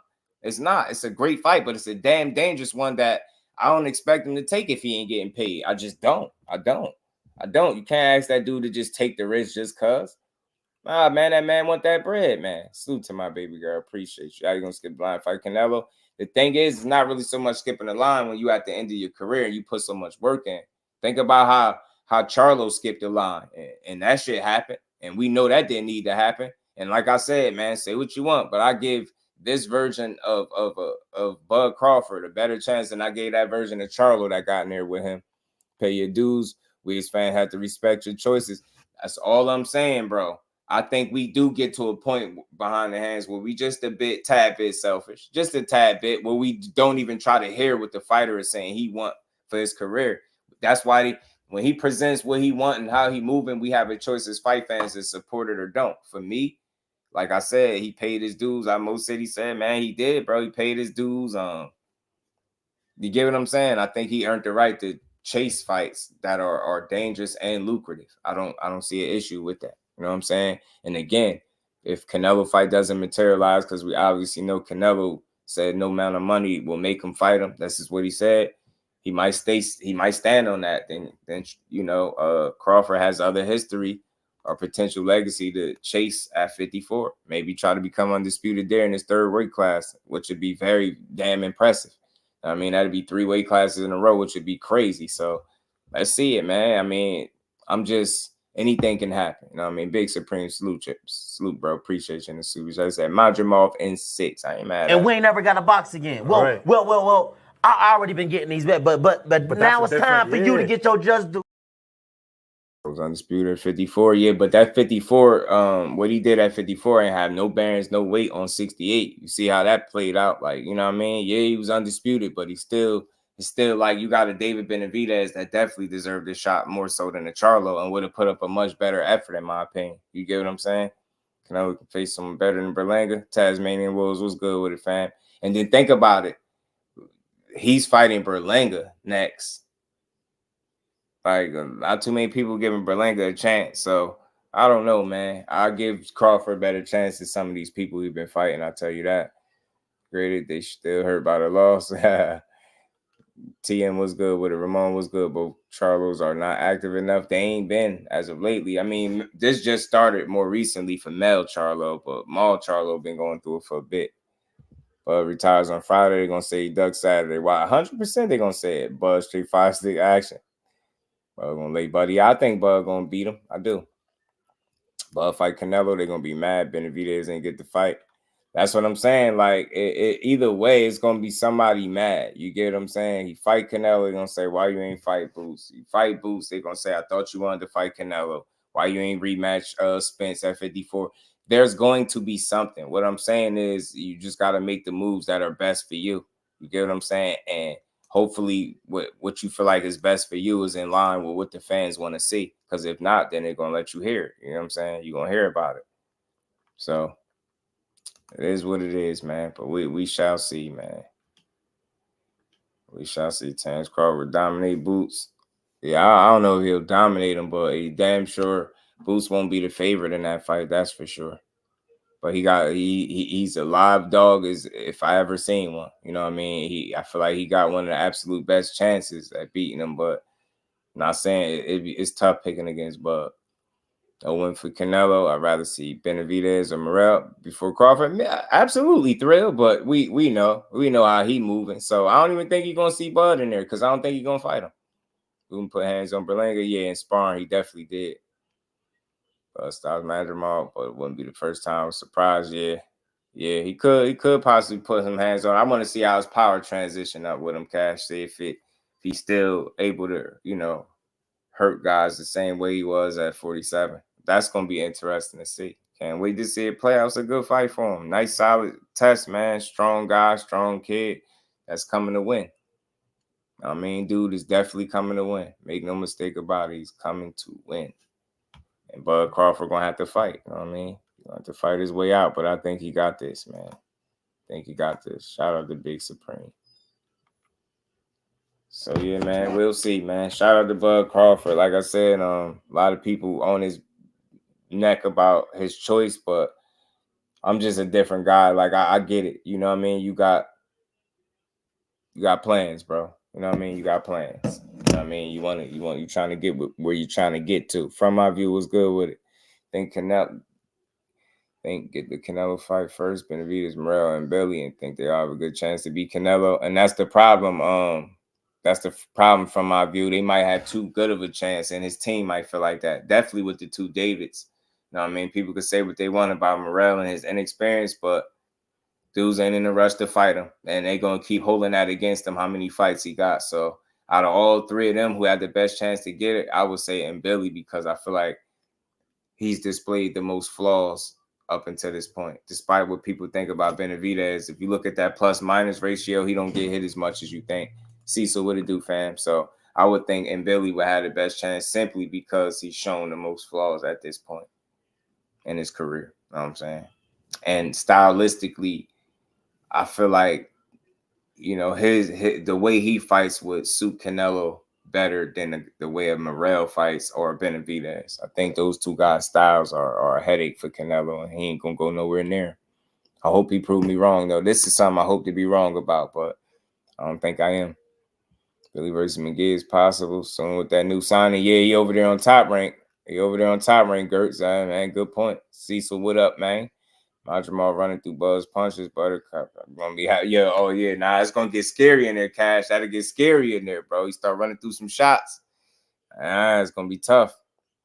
Man, you get a good boxing talk show. You look at both fighters. Other boxing talk shows just the fighter that they like. Good job, bro. Salute to Motown. I'm glad. I appreciate you even noticing that. See, you get it, bro. You get it. I try to speak for both sides of it. I know that the chances are slimmer for Bud, but I still got to acknowledge his opportunity to be able to win, because he gave himself a chance by even lacing him up. And then, you know, with the way he approached fights, you never seen him lay down. You never seen him in a fight where he didn't try to win. You never seen him in a fight he didn't win, period. And that dude he got a mean streak, and he ain't laying down for nobody. He ain't laying down for no bag. So I hate the fact that he's labeled a duck for wanting to chase legacy. You get what I'm saying? And that's something people should champion, him daring to be great. It was cool when other guys do it right. Why not with Bud Crawford? And like I said, I give him a realistic chance because he believe in himself. He ain't getting in no ring if he feel like he can't win. I don't care what nobody say. Yeah, he won his bread, but he definitely feel like he can win. And I know he gonna fight that way. I believe that he will. I mean, you know, you gotta look extremely beatable. Yeah, that's the problem, Damon. Salute to Mark West. We get to see a Bud Crawford punching power carries up. Absolutely. Absolutely. That's why I said it's some unknowns. You can't even look past my Jamal. So the hell with the Canelo talk. Because let's be honest, Bud could be great. And he don't need a Canelo fight, but I'm pretty sure if the opportunity's there, like he said in here, he'll take it. But man, that dude gonna continue being great. I think he got a very, very high chance at retiring undefeated and just riding off into the sunset. You know what I mean? He's that type of talent. Like I said, I just have a different outlook. I don't cry over individual moves, man. I try to understand why he making the moves and make peace of it. You know what I mean? Make sense out of it. So this dude been, like I said, been rocking since he been in boxing, 2008, man. So I don't know, man. I just ain't gonna frame this dude as a duck, man. We do this to our fighters, you know what I'm saying? They'll never lay Lomachenko out here in live time talking about he ain't coming back to 2025. They putting out statements talking about he not in the mood. Now, respectfully, we're on his ass, but his fans ain't labeling him no duck. And some people say that you shouldn't be so quick to label him a duck either, because he entitled to spend time with his family. But we'll go crazy on our fighters without even no evidence, no proof. Like we labeling Shakur a duck. He turned down $6 million. We making up rumors. You get what I'm saying? We about to label Bud Crawford a duck. Before Bud Crawford, Errol Spence was a duck. You get what I'm trying to say? Like we just do with all our fighters, and these be the top level fighters, and we just gonna call them all ducks and not give nobody no type of credit. It's weird. So I don't know, man. Terence Crawford ain't a guy to me that duck smoke. I never will get that feel, never got that vibe from him. He might didn't move the way people from the outside looking in felt like they wanted to see him move, but at the end of the day, he made the fights and he beat who they put in front of him in an impressive manner. And especially his run at 147 was very impressive, man. The dude he transitioned from like a guy that would box and move more to a guy that was sitting down on his punches and getting guys out of there, and knocked out every welterweight he fought. Very impressive, all the way to the end and becoming undisputed. So I don't know. I give that dude a ton of credit, man. I'm not here to tear him down over making moves that benefit him. Like I don't have enough information with their personal moves to feel the way people feel about him. Like they was calling them all BANs, calling the man out his name because of how he moved. Like it's just weird to me. I can't do that. The dude is a hell of a fighter. He could be a shrewd businessman, maybe hard to deal with, who knows? But at the end of the day, he's a hell of a fighter. You know what I mean? Hell of a fighter. Well, yeah, that too though, Gertz, that too. They still say he ain't did nothing. 40 or no, he ain't never did nothing. And I just speak like I gotta fight the good fight, man. That's boxing at his highest level is Bud Crawford. And I just don't see how, as a talent, you just can't appreciate that. I ain't saying that he do everything right, but man, that little stuff that people be complaining about is small to me compared to what he actually is doing inside the ring. Like that little stuff, well, how he moved, dude ain't getting himself in trouble, but how he do negotiations would be the talking point for months, as opposed to how well he performed in the fight. You can't make this stuff up. That's why I say boxing be playing on people's emotions, and once you get wrapped up in your emotions, you take your eye off of what really matter, which is the fights. You start talking about stupid shit, like how somebody tweet telling a guy when to speak up, when he should open his mouth, when to be quiet. Like think about it. Guy tweet too much, he need to shut up. Don't tweet enough. He need to open his mouth. You can't make this shit up. You get what I'm saying? Call a guy out. Oh, he clout chasing. You get quiet. Oh, he's scared and he ducking. You can't make this stuff up, man. We do this to the best talents in the sport of boxing. And I ain't saying no top guy would never duck nobody, but the way we throw the duck tag around, it's way too loosely, man. I'm stamping it. You know what I mean? I'm close out with this. Terence Bud Crawford ain't never ducked no smoke in the sport of boxing. You don't get the 40-0 duck and smoke. Well, you know, you can't get the 40, but you don't become 2-time undisputed champion in 3 different weight classes on your way to 4 duck and smoke. You get what I'm saying? He's pound for pound one of the best fighters that we got. I that's the way I look at it. So my appreciation for him is going to be different. That's the same thing with Spence. Spence lost to another A-level fighter that just happened to be better than him. My opinion of Spence don't change. Terence Crawford was just a better fighter, the better man. Simple and plain. Spence still got the same support from me, the same respect. But I'm not tearing down fighters that we asked to perform at the highest level. And he going out there doing it, right? Especially at a time when all we do is talk about how boring people is and people not letting their hands go. Well, he's not boring. Well, he does let his hands go. Well, he is getting knockouts. Well, he do got a mean streak. Well, he do got dog in him. And look through, he checked all of those boxes and looked at what we still would do. He's 40-0. He ain't fought nobody but a weight drain Spence. All he did is his undisputed run at 140 was the weakest run. It's like we just pick and poke and tear down at the fighter instead of just appreciating what they did, bro. Simple and plain. Terence Crawford is one of the best fucking fighters in the world. Whether people like it or not, whether you like how he move or not, he's proven it. That's all I'm saying. No protection for him. He could fight good enough. You don't need me to speak for him. But damn it, you got to draw the line at some point. You don't get tired of just labeling fighters ducks when a fight don't happen. You take time to try to understand the business, see what happened. A lot of times, no offers even be being made. The fighter just being discussed on social media, and we'll just label fight. He a duck. Nah, he ducked. Boots Ennis is at 47, trying to clean 147 up, and he should be allowed to do so. Very talented. I don't got nobody at 47 beating him. I like where his focus is. I like where it's at. Terence Crawford is on his way to being great. It just is what it is. You cannot duck somebody from separate weight classes. I'm not hearing none of it. It don't make sense.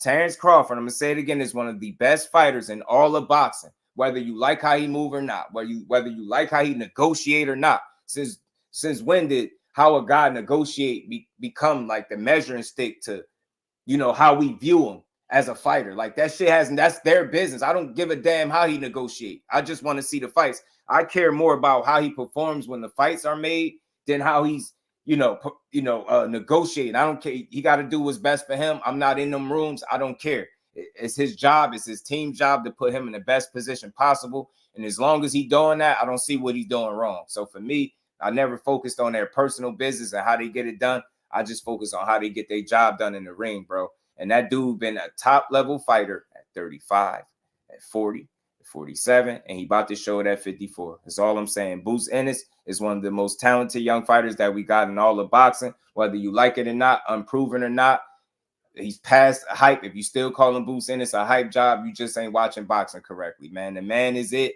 When he get his opportunity, I think he will shine. But until then, look, Bud Crawford keep being great. I salute him. He had a hell of a career. I don't care about how you move personally. That's not my business. I care about how you fight and how you get the business done. And like I said, 40-0, man, I think the dude going to retire undefeated, man. I do. You know what I'm saying? Shout out to him. Shout out to Boots. Neither one of those guys ducked each other. I just don't think the business worked that fight out for either guy. They won't get Terence Crawford the money he asking for, but they'll keep saying fight him anyway. You get what I'm saying? So I don't know. I ain't labeling no ducks. Shout out to Boots Ennis too, man. He gonna keep being great at 47. Hopefully he's allowed to chase them belts. You know what I'm saying? Shout out to my guy Edgar Chavez, man. Candy Slim, what's going on with it, family? Let me check. I'll check it, brody. Shout out to my guy Candy Slim in the Cash App. Much love for some good, sober, no cap boxing talk. Salute, bro. Appreciate that, Candy Slim. Much love, bro.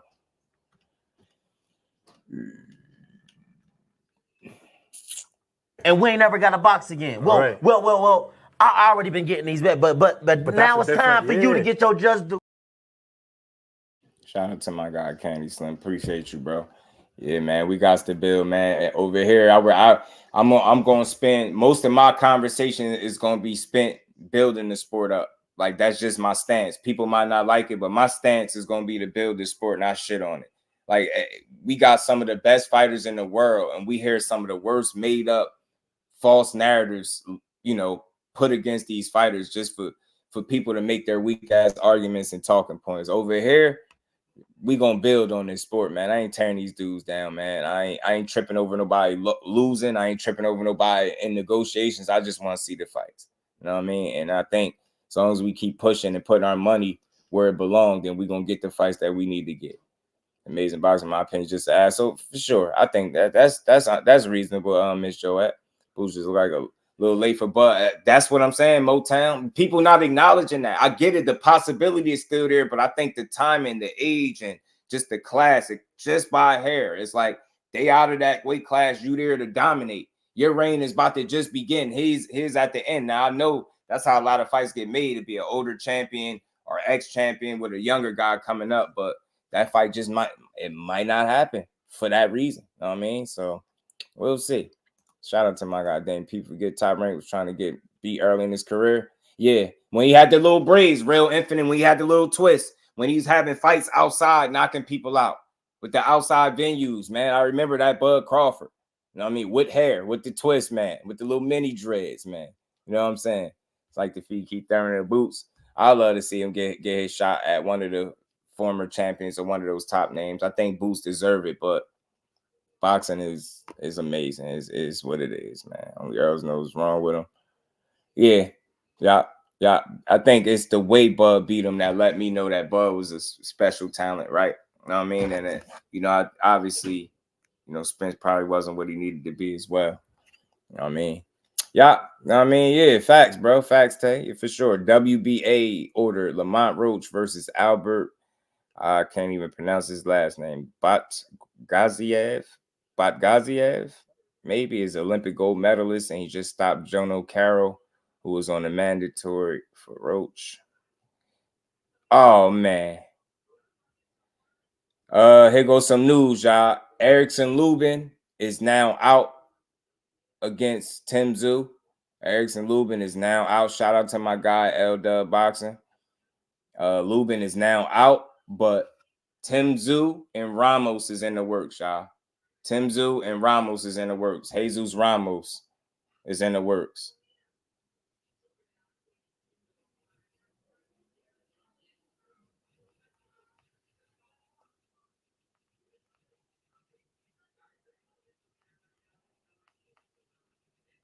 Man, that's a good fight, man. I wanted Lubin to get his shot, so yeah, Lubin he's out. Shout out to LWBoxing again. Lubin is out, but Tszyu versus Ramos is a banger. But that's why I say I'm not short-sighted. I'm gutted for Lubin because I wanted to see him get his just due, his opportunity. I believe he could. I believe that's a fight he could have won. Tough fight, but I believe he could have won. I ain't getting no word of what exactly happened, but I'll ask. But I'm hearing he is out, and Tszyu versus Ramos is in the works. So that's it. One fight down, the next man up. I like Jesus Ramos. He a hell of a talent. He got the one loss to Lubin. Look, it ain't too far off. Him and Lubin did fight. A lot of people thought he should have got the nod against Lubin, but they getting him in there. You get what I'm saying? Volume puncher, young, strong kid, getting in there with Tim Tszyu, a guy that's proven himself each and every time he get in the ring to kind of get better. It's a good fight. I like it. It's a good fight. It's a good fight. It's a good fight. It's a good fight for sure. Finally got a shot, bro. What happened? Yeah, I'll try to find out. Ernest, what it do, fam? Snap PVC, bait and switch. Yeah, Lubin is out here. Lubin didn't want to fight in Australia. I'll try to find out. Rude exposure. So what's next for Boots? I think another guy try to get his next best opportunity at 47. Rude. Hopefully he can get a unification fight. You know what I mean? Hopefully a unification is in the near future for Boots, because that's what he need. He need a unification. See, you know what I'm saying? People did thought Ramos won. Yeah, if he just turned down because he didn't want to fight in Australia, girls, yeah, that is blowing the opportunity. But maybe because it's against Tszyu and he feel like maybe I would love to know. Like, I would love to know. Hopefully, man, I'm gonna try to reach out, man. I like Erickson Lubin.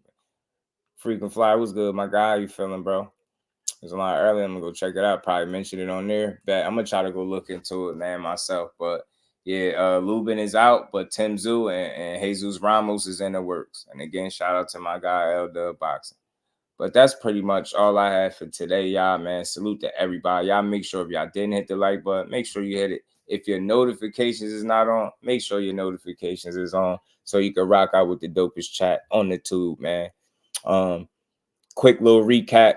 Canelo versus Berlanga, September 14th is looking like Berlanga get his shot to put up his shut up, man. He been wanting that opportunity. He spoken it to existence. He kind of manifested it. You know what I mean? Now he got an opportunity to see what he can do. It's no surprise with Canelo. Let's just see what happens, man. My brother Kano think it's gonna be a cherry pick going wrong. Let's see. I hope he right, because I'd love to see a good upset. I wouldn't be mad at it. Shakur never turned down $6 million. That was a hypothetical. He even agreed to it on live. Shout out to Fanon, Coach Kenny, but people gonna push that narrative because I guess it's gonna get you some clicks, but he ain't turned down no money. Hopefully, I hear he's the front runner for the Tank fight. Hopefully that both teams could get on the phone and work out something and give us the fight that we all need. Outside of that, it was no ducking or turning down that took place. Shout out to Crawford. Look, he said he wanted the Canelo fight, not a Boots fight. He looking for legacy in that bag. You know what I mean? He trying, he's trying to increase that bank account, and I ain't mad at him. You know what I'm saying? They both had 2 different points in their career. Crawford at the end. Boots' reign is just about to start. I think 147 is wide open for the taking. Hopefully he's able to be great there, and let's see what's next for Crawford. Let's see if he gets past Madrimov on August 3rd, and I think he will. You know what I mean? But that's all I got, man. Salute to everybody in the building. And damn, real quick, Claressa Shields talking about suing Serrano for using her likeness.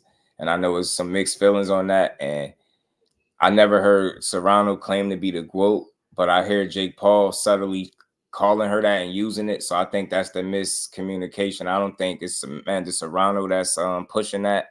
I think that's Jake Paul using it. And this is what Claressa said. I'm always rejoicing, and I'll rejoice again when you and your team use your own brand. She tagged Serrano. My real name is Claressa Shields, not GWOAT, but I put an abnormal amount of time and money creating my brand. You, MVP, and Jake Paul can't just come and start using my stuff. You know it's not right. And Amanda had some, the real deal is the name I use in boxing is and who I am. Anyone can use it. I'm okay with that. I'm Amanda Serrano in life. That's the name I'll take to my grave and things like that. So at the end of the day, I don't think nobody should be sued here. I never heard nobody. Amanda Serrano been in boxing longer than Claressa Shields. I never heard nobody refer to her as the GWOAT.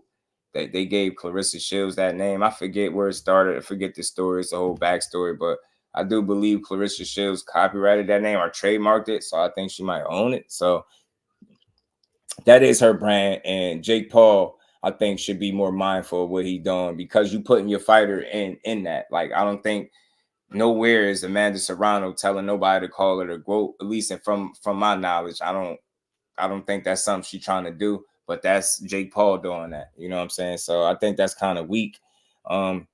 She has branded that the GWOAT. Like, I mean, I think it's hers, man. You know what I mean? I think she did. Yeah, I think she did, Ernest. I think she did, bro. Right? Shakur ain't gonna turn that fight. Yeah, and Motown, they to put that narrative out there is wild. That 6 million stuff, that's lame. That's for corny people, man. But over here, we gonna speak the truth. Shout out to Shakur, shout out to Jersey. He ain't turning down no smoke. He ain't ducking nothing. Like he said, his phone he a phone call away. Josh Dubin, his manager, spoke out. He's a phone call away. The fight could happen at any time. The ball is in their court. He got to answer that phone when it's called. You know what I mean? That's just it. You know what I mean? But again, shout out to my guy, Rude Exposure. She the GOAT, not the GWOAT. And I like the GWOAT. You know what I mean? But Jake Paul was saying GWOAT. He was like, she's the GWOAT. I heard him say it after the win. Like, he tried to be funny. And that's him. I don't think Amanda Serrano was doing it. So she kind of catching a stray because she probably don't know exactly where it's coming from because she probably not using it. And that's Jake's doing. So shout out to Amanda. She's great in every sense of the word. She's a class act. She take her losses the same way she take her wins. I mean, she's a legend, man. Living legend at the end of the day. She got her first stoppage in about 3 years, since about 3 years and some change. Second round stoppage, beautiful performance, man. Her work speak for itself. And I hate to see them being at odds because they're both putting on for the sport in a big way. Damn near every time they fight is especially Amanda Serrano, everybody's tuned in. Claressa Shields damn near chasing history and making history every time she step in the ring. So, you know what I mean? They both great in their own right, and they're going to continue to be great. Hopefully cooler heads prevail and they can have a conversation and get back to being on the same page because they both too dope to be at odds. You know what I mean? Shout out to Amanda Serrano. Shout out to Jake Paul. You know what I mean? Shout out to my girl, Shadeja Green, getting that dub this past Saturday, man. Shout out to Jersey. And again, appreciate everybody in the chat, man. Y'all make sure y'all smash that like button, sub to the channel if y'all haven't. Yeah, I heard that too, Ace. I did hear that. I mean, y'all turn y'all notifications on, man. And salute to everybody in the super chat. Cash, I appreciate all the support. We're going to keep rocking y'all, man. I will see y'all tomorrow at 4 o'clock to build on this good boxing. So with that, y'all make sure y'all enjoy the rest of y'all night. And we going to get up out of here. Peace to the fans.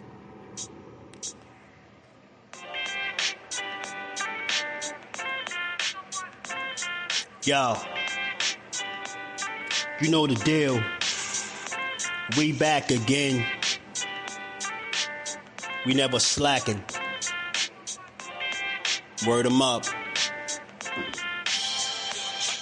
Ladies and guys, whether if you drunk or you high, it's time to pay respects to the illest man alive. If you think you got a point, he'll shrink you down to size. And from there it's downhill like a slinky or a slide. Open your eyes. Got a deep connection with the rise, so you might see him jump in whenever they go live. Peep it. His channel blowing up now, it's not a secret. With tons of exclusive interviews to listen to. Them other channels I hate, but yo, they missing clues. They start narratives, sip the goose and twist the truth. It don't take a rocket scientist to get the proof. Just click the live at 4 p.m. Eastern time. But when you chime in, make sure you keep it kind. But if cowards want to debate, then it's feasting time. My man Jusdu shine busy all the time.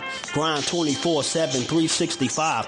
Videos he might have 365. My rhyme sick, they make you do a 365. You get a rich if you think you fit to survive. It's Jusdueboxing, time to click the live. Ain't no beginners, if you soft, you ain't down to ride. I crush you, respect too, it's Jusdu. He got the illest boxing show on the internet. The boy been a threat and he ain't even had dinner yet. Word 'em up. Yeah. You know what time it is.